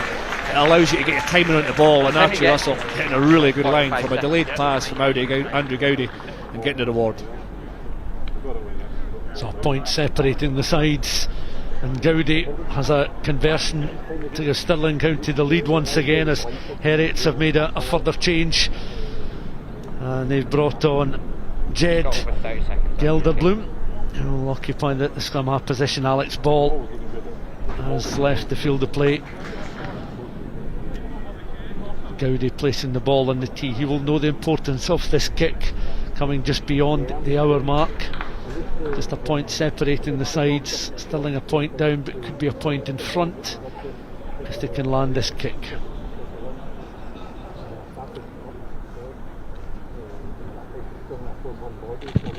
Gowdy then with the strike, but that just wide off the upright, so back to a 1 point match with Stirling County trailing this time by 19 points to 18 at Bridgehawk into the final 20 minutes, and as has been so often the case in the opening matches of this new FOSROC Super6 season, we've got a close run thing going into the final quarter.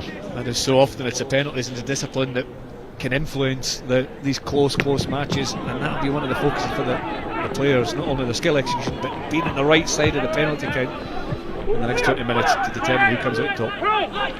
Stirling then gathering the Houston kick-off inside their own 22, and somebody who's been very much involved in action, Cunningham, once again looking to recycle, and it's bundled backwards there. You hold in front, don't move. As if the covered defence had done just enough, but again Stirling poking the ball forward. It's gathered there by Callum Marshall. Marshall then escaping the attentions of the initial onrushing Stirling charge to the ball. You can see it's going to be an opportunity for Gelderbloom just to recycle here. The forward's looking to take over. There's an outstretched arm. He's looking to make sure the ball is available for the box kick.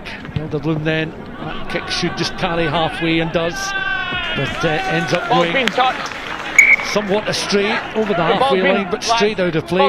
So we'll be a bit disappointed with that early contribution, and we're back into the Heriots half of the field once more with a Stirling County throw in after that error from the scrum half. There's 1 or 2 players getting treatment again, but it was a good long kick from Andrew Gowdy, and he couldn't kick it out because it was the ball was passed into his own 22. But what was really impressive was the kick chase thereafter from Stirling. I think it was Leishman under a lot of pressure, and then just couldn't quite make enough momentum to get on the front foot, and then obviously the box kick then from that ruck goes out, and it's, I suppose, advantage to Stirling from that little phase. Came from a good kick and an excellent kick chase. Are you looking to make a change? Is it being made? Just got a glimpse there of Callum Cruikshank. Picked up a knock to the ankle. He's looking to try and run that off. But I think he's removed the scrum cap, and very quickly realising that that's not going to be one that he's going to shake off anytime soon. So he'll receive warm applause as he approaches the front of the main stand. And there'll be further changes. Another Stirling County player stripped and ready to come on is Landon Hayes. This becoming an increasingly important stage of the match for both these sets of players. Okay, Rebecca. 1 point separating the sides. Discipline is key, but also taking opportunities. And it's been a mixed afternoon there for Cruikshank as he's helped towards the front of the main stand. Rebecca, time on now, please. Restart then with a Stirling throw in After Cammy, mistake from and its replacement scrum half. Again, you can see Stirling just trying to come onto the ball at the rate of knots, but good solid tackle from Ian Wilson there, slowing up this Stirling County attack. They go in once again, recycled once more by Cunningham, again trying to cut a fine line there was Byron Bowes up towards the edge of the 22. Stirling go to deck, in there is Hamilton, referee going to his pocket, Chris. Could well be shown another yellow card and does, and this time it's Heriot who are going to be down a man for the next 10 minutes of the contest. And is that Ian Wilson, the back row forward, that's yellow carded? Yeah, it is, and I think that's a result of just, I think there was 3 penalty offences in that phase of play alone, consecutive penalty offences. That was for a high tackle. The foul play trumps it. I mean, it wasn't yeah, I don't think it was a malicious high tackle. I think it's the result of, I say, 3 penalties in quick succession. And Stirling have done really well to wrestle this game back, just from having possession, having a set piece. The line has functioned much better in the second half. Big hard carry into the midfield, get them over the advantage line, and then that give them momentum to come forward. And it means that it's kind of chasing to get back, and when you're not right in the perfect position, you're then compromising the tackle technique, and that tackle technique slips up. It's a penalty given away by Heriot, and now they face the next 10 minutes with only 14 men. And Gowdy looking to add to his tally this afternoon, 1 conversion, 2 penalty goals so far. Gowdy, you see the ball on the tee just beyond that 22, slightly right of centre.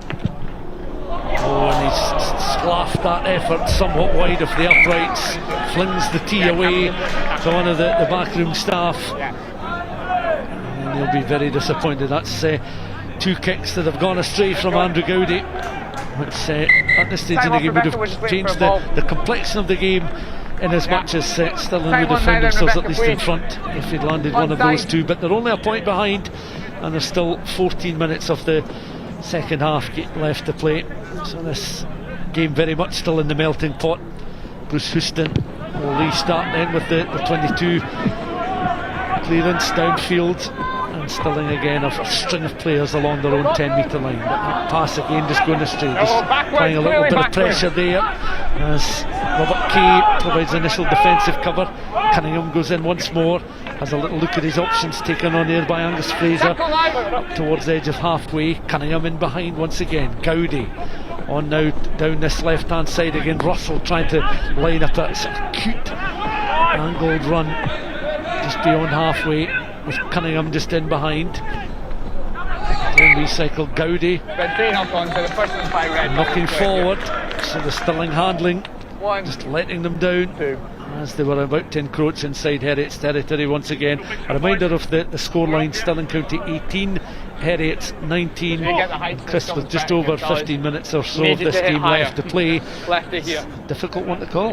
It's just, as we said before, it's got the nature of FOSROC Super 6, and most of the games, if not almost all of the games in the first 3 weeks, is just how close they are, how fine the margins are.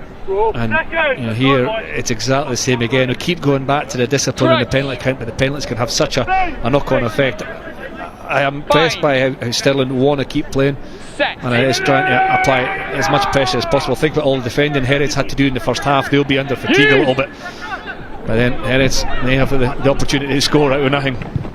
Edwards left-footed downfield. Stirling 2 players back again, just reading the flight of the ball once more, looking determined as they carry forward. That's a solid challenge coming in there on that left hand side, right in the thick of the action, as the ball is ripped back central, just beyond that 22 once again. And Cunningham in position, looking at his options towards the right hand side, finds Gowdy once again. And you think he's all going to have an important role to play in the closing stages. Trotter though runs into cover defence provided by Heriot, just short of that 10-metre line once again. Cunningham has a little overlook pass this time, again aimed towards Trotter, who can usually fend off a few challenges, but Heriot's had cover defence across on their left hand side, and they'll be acutely aware of the responsibility that each of those players will have with a man down. And already that time in the sin bin. Ian Wilson, the back row forward, so it's been both sixes that have been yellow carded in the game thus far, but 3-4 minutes of that time has elapsed and no further damage done to the scoreboard from a Heriot's point of view. Yeah, Stuart Edwards been penalised there, and that jackal threat, he just lost his feet, or just lost the kind of the power for his feet and lost his body over the top of the ball, didn't hold on to his upper body weight, but he was in there jackling for that possession. It's a penalty that was not being rewarded a whole lot this afternoon, that jackal. We haven't seen many turnovers in that position, but Edwards was in a good position initially and then lost his footing. But again, Stirling want to play. They're inside their own third, they're playing phase after phase after phase. It's credit, but a kick and chase could help some of the energy as well. If they can want to get up the field, they're maybe playing just a little bit too much in front of Heriot at the moment. Both sides able to read the other's line out on occasions during the course of this game. That certainly applied to Heriot's there, but again Stirling had numbers back. An opportunity there. Both Trotter and Hamilton have worked well on their respective wings. As Stirling again, that ball coming in at a rate of knots. Angus Fraser just could not control it there, knocking the ball forward. And as we approach the final 10 minutes of the contest, Chris, I suppose one of the things we have to do is start to turn our attentions to the player of the match. And once again, because of the close nature of the game, there's been a few contenders, so there will be a few very much in the mix. Yeah, absolutely, for both sides actually. It's difficult. I mean, looking through some of the names already, I think Murphy Walker at the tight head, I think Max Williamson in the second row, and a really big shift. Connor Gordon in the back row from Stirling, and excellent as well. I thought Alex Ball, both come Alex Ball especially.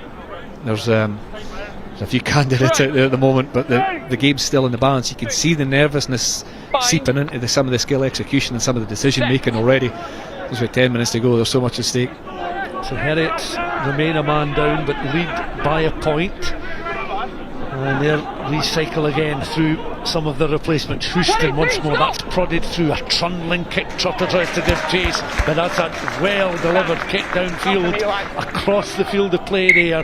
Trotter simply could not get there to stop that going into touch, and it will be a Stirling throw in. As we mentioned, not all lineouts have been perfectly well executed from either side, so perhaps an opportunity here.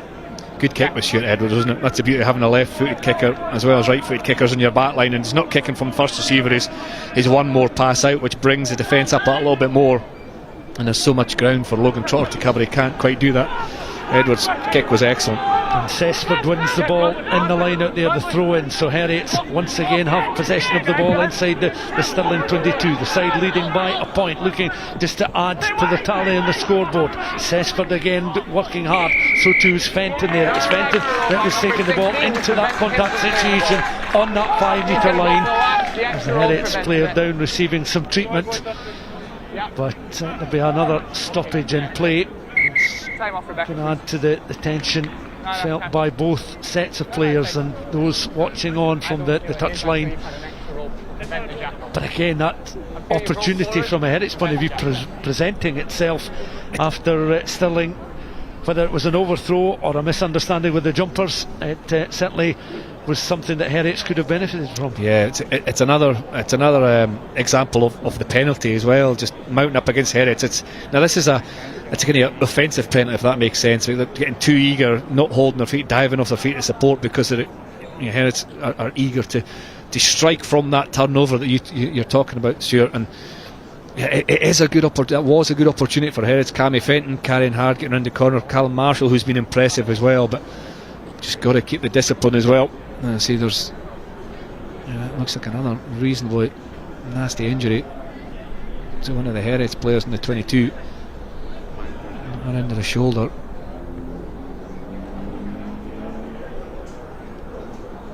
At this stage in the game, both sets of players know exactly what's at stake. A 1 point match. Looking down there, it looks Struan Cessford, one of the replacement forwards who, well, you talked just before kick-off, Chris, about his just sheer size and power. Yeah. Giant of a man. And he had a really good impact off the bench last week. He's a stalwart of Heriot, he's played for a long time, and his height adds an added dimension in mauls and maul defence, maul attack and the scrum especially. It carried really quite hard just prior to this phase, actually, from the line out. This is a penalty just here, the sealing off penalty there. I think it is Ian Mills, Jack McLean, I think, sealing off, not maintaining their feet. But it was Cessord was injured before that, and he's now left the field as well. Again, I can see just down below us that Josh Scott, who himself was a late replacement for Dan Gamble.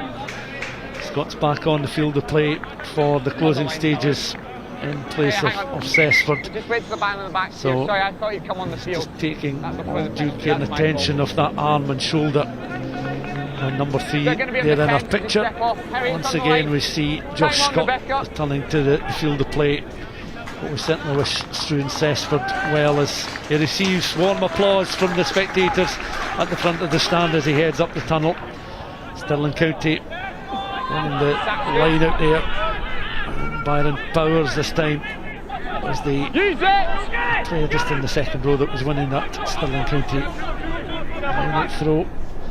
As back it comes again, and County once more looking to try and make some inroads just on their own 10-metre line. Cunningham on towards Gowdy. Again, 2 players just to the right of the ball carrier, who's up and just over that 10-metre line, and as Cunningham back infield and inside him once more. And Heriot's will remain well disciplined in defence. The latest ball carrier, Byron Bowers, who won the line out there. It's worked out towards the right hand side. Stephen Hamilton tries to read the challenge, plants the ball back, makes it available to Cunningham. Gowdy has to lunge forward, but he's able to secure possession of the ball. It goes through the hands there. Landon Hayes also in the field of play for Stirling County, just involved there, getting a quick touch as it works its way out across on that left hand side, just beyond the halfway line but just short of the 10. Stirling have it once again, taken on there by Bradley Lunny, another replacement. But all these players that have come off the bench, you know, you look at their fresh legs, but look at this man here, Grant Hughes, up towards the 22, on from the start and remaining as determined now as he was in the first minute. Taken on this time by Angus Fraser. He's got just an edge of the 22. Cunningham keen to get on with things, not surprisingly. Through the hands initially of Gowdy, then on towards Bradley Lunny once again. He's caught just an edge of that 22. Back in field towards Gowdy, trying to work it out towards the left hand side. Will Power ensure Stirling County in for the score? No, it won't, because it's brilliant cover defence, led principally there by Gelderbloom, and Gelderbloom doing extremely well with that cover tackle. There he is in the picture, and that was a try saving tackle from the replacement. Brilliant tackle. Watch this offload from Archie Russell as well. Brilliant, and Ross McKnight just gets around the ankles by Gelderbloom. That's a brilliant tackle. It's actually better in full speed as well. That's slowed down a little bit in full speed.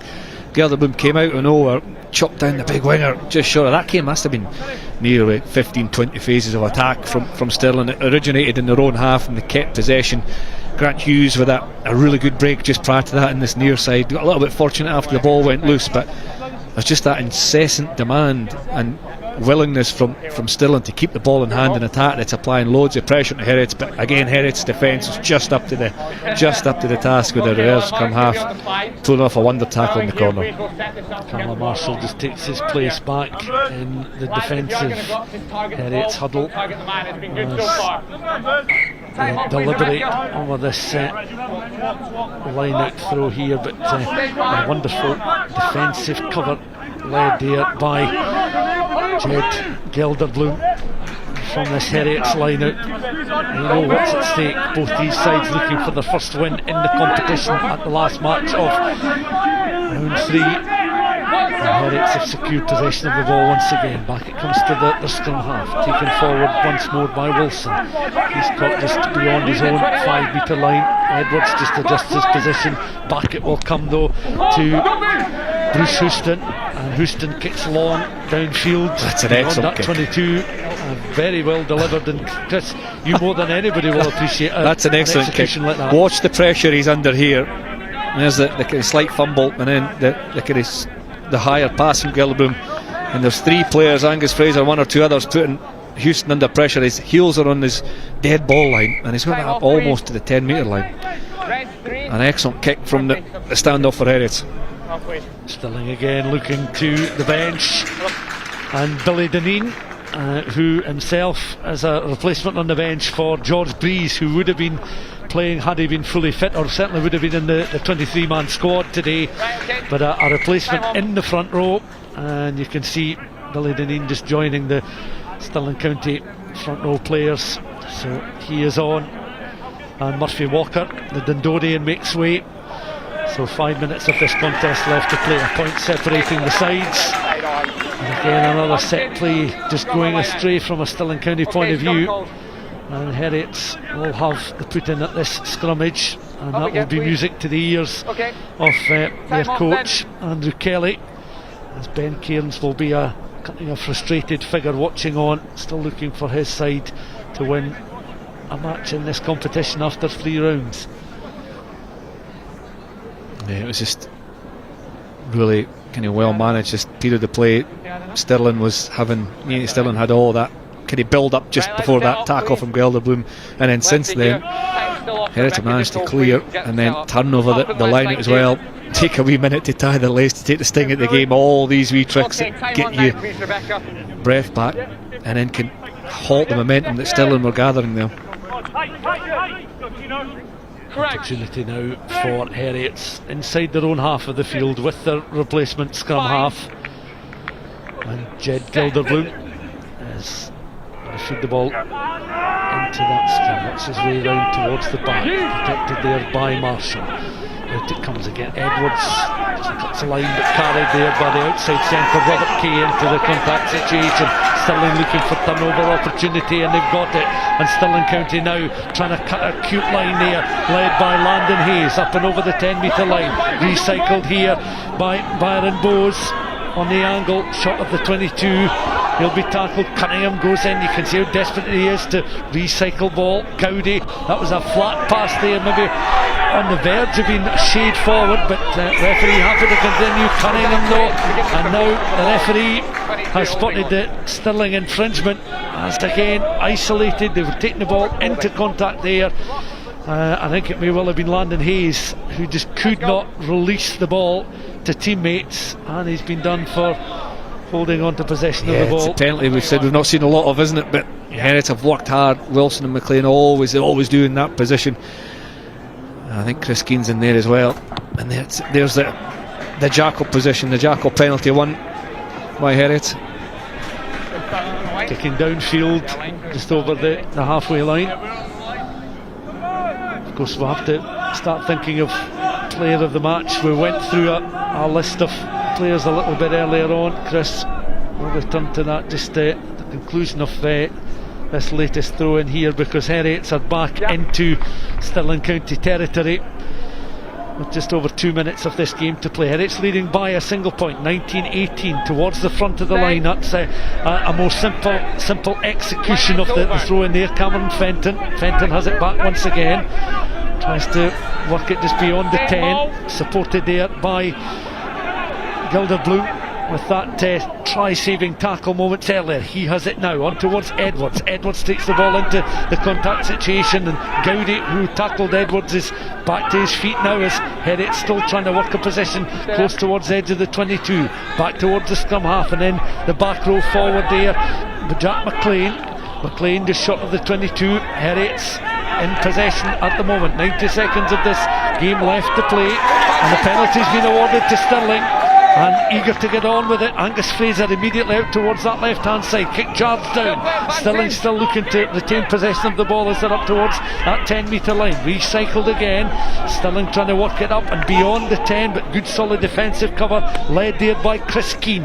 Recycled once more. Gowdy on now, 3-4 players across on this right hand side. Trotter is going to give chase now, and that's a good solid kick as Grant Hughes was leading the Stirling County charge. It's been picked up here by Stephen Hamilton. It's taken on by Stephen Hamilton, who touches down over the try line, but he turns round only to see that the referee had raised the arm. No score there, but setting up for a grandstand finish here, Chris. And Stephen Hamilton, I don't know if it was in his mind that this might not be a case of a try opportunity. presenting itself to Hamilton, but he certainly wasn't going to give up that chance. He's got possession of the ball, so it's a penalty here. Okay, thanks, Disco. Push off the ball by 14 Yeah, it's push, isn't it? Yeah, that clock's accurate. 14 red. Stephen Hamilton pushing. Is it Gelderblom in the back? So eager to get there. Again, that kick through, that attacking kick through. It's such a big part of the game. There's a push there that disrupts Gelderblom's opportunity to get down and win the possession. So that's what's been penalised. And Heriot can clear. And Heriot's clear down then, closer towards halfway. Still protecting this 1 point lead. When we say halfway, it's between the 10 and the 22, so not quite as far down the field of play as I had thought initially. And we're going to go for the throw in here. Heriot's Cammy Fenton with the throw in. We'll reach the 80-minute mark. Fenton's throw in. Heriot's will be mindful. We're practically on that 80-minute mark now. Gelderblom has done very well since coming on the field of play there. And Stirling penalised once again just outside that 22.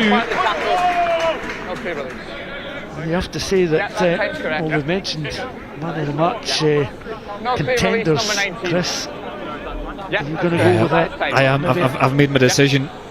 And it is really, really hard as the final ball just pops out to Bruce Houston. But today's FOSROC player of the match is the number 9 who scored a try and was influential in Heriot's win. It's Alex Ball. So Alex Ball is the Heriot's number 9, the FOSROC player of the match. And it's Heriot's who win this afternoon by 19 points to 18. So after 3 rounds of matches, they have a win on the board. A hard-fought victory here at Bridge Hawk.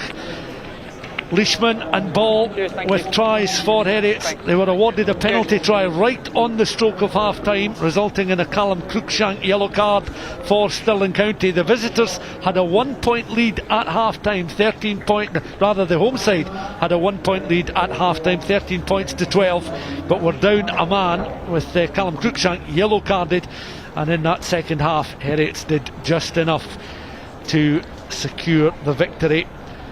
And despite the best efforts of Stirling County and Archie Russell, who scored a try in the second half for the home side, it wasn't to be for Stirling. So a drawn 2 defeats for Stirling County, an opening victory after 3 rounds of matches for Heriot, and they will take that with them back down to Edinburgh. And Alex Ball there, he'll be delighted. He may not know at this moment in time that he is player of the match, but he'll certainly have that little accolade to take with him personally, as both these sides applaud one another off the field of play. But very little to choose between the sides in the end, as has been the case over the course of many of these matches.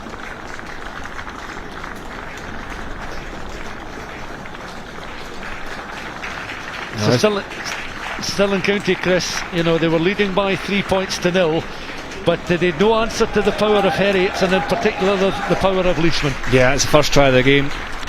Linus just got held up just short, and then there's Leishman there with a pick and pop down, and that was the first try of the game, and really first opportunity for Heriot. And it's a classic almost away from home performance from Heriot, in the sense that they were under pressure a lot throughout the game in terms of territory possession and discipline, but they hung in there, they fought hard, and they took their opportunities when they came. So that was Leishman's first try, and this was Christian Kay's try just a few moments afterwards.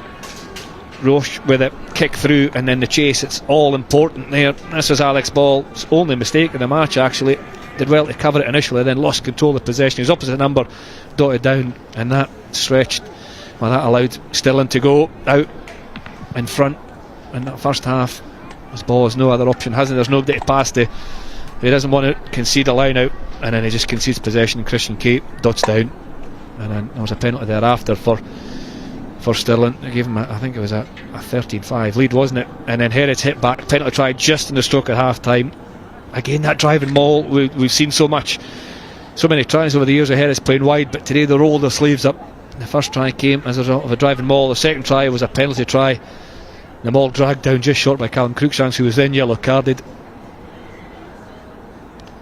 And this is Callum Young, who picked up an injury actually. He didn't have a huge amount to do this afternoon, but he did his powerful breaking tackles, bursting through, keeping possession, and that set the platform for Alex Ball's try.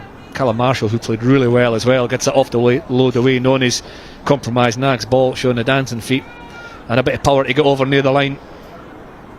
Good from this angle as well. There's the offload, shift the target, move it away from the player who's compromising defence, and then the footwork from Ball slams it down just to the left of the post. Some excellent scores during the course of the 80 minutes, and of course none more so than the Archie Russell score coming after Ball's try. And here's this try that we're talking. Wee bit of controversy here. A yellow card was perhaps in the mind of the referee, but he just awarded the penalty. Yeah, sometimes. Yeah, I mean it's just kind of inherently dangerous to lift a player, whether it's deliberate or not. We certainly passed the horizontal, but Stirling played some fantastic rugby both the first half and the second half. Didn't get the rewards in the first half, but they got this reward they're trying in the second half. Archie Russell, who again was outstanding, I thought him and Grant Hughes and Gowdy worked well in that midfield for Stirling. They're threatening the whole time, few line breaks, the shift possession, but that angle there from Archie Russell's excellent. It beats the defence, he comes between the defenders and then scores, and that brought it back to 1 point. Gowdy missed the conversion, then missed another penalty, which meant that Heriot kept their noses in front and got the win away from home. Stirling County at this stage, of course, were chasing the game, just a point behind, and Heriot did have one or two opportunities really to put this to bed. Again, some great running here by Cameron Fenton, and once more Gowdy on there towards Russell. Lovely offload there from Russell, and a 1-on-1 situation here. The power there of the replacement Ross McKnight, but equally brilliant tackle, try saving tackle coming in from Jed Gelderblom, who really was an outstanding contributor from a Heriot's point of view from the moment he came on the field of play. Yeah, that's a brilliant tackle. And then right on the stroke at full time, again Stirling still one attack. That attacking kick goes through. There's the push there. Hamilton eventually picks this up and scores, and he thinks they won the game for Stirling, but it was that push right in the back there of Gelderblom as well, actually, just as before he got down to touch the ball, played before the ball. Oh sorry, it's from Grant Hughes actually. It's Hamilton who eventually scores. It's Grant Hughes who's penalised. We got that wrong initially in commentary, but it's a win for away side. A win for Heriot's, and in keeping with many of the matches so far in the competition, it's been a close run thing. It was very difficult all the way through to call a winner in this contest, but Heriot's coming up to Stirling, to Bridgehawk, looking for their first win of the season. We'll head back to Golden Acre to Edinburgh with points in the bag. Stirling County, a case of what might have been 2 defeats and a draw for them in their opening 3 fixtures so far, but it's Heriot who leave Bridgehawk with a 1 point win. A reminder then of the final score: Stirling County 18, Heriot's 19.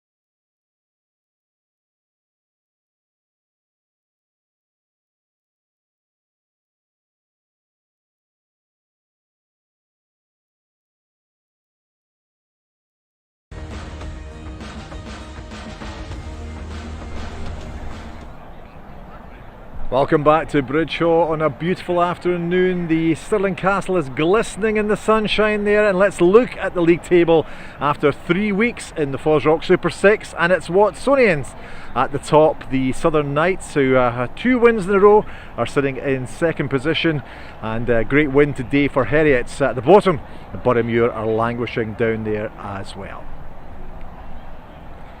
Well, let's have a chat about the player of the match then, and it's Alex Ball, and he had a great performance, absolutely fantastic. Heriot's winning today, and it was a real performance from the defence, wasn't it? But I mean, yourself, player of the match, you must be delighted at finally getting that win. Yeah, it's brilliant after a pretty rough, shaky start to the season. It's been good to finally get the win. You were under so much pressure in that first half. You must have been delighted that County only could get a penalty on the board after about 23 minutes. Yeah, I think the thing that's hit us hardest is the penalty count, and the first half an hour didn't really help that, but we managed to hold them out from the tries.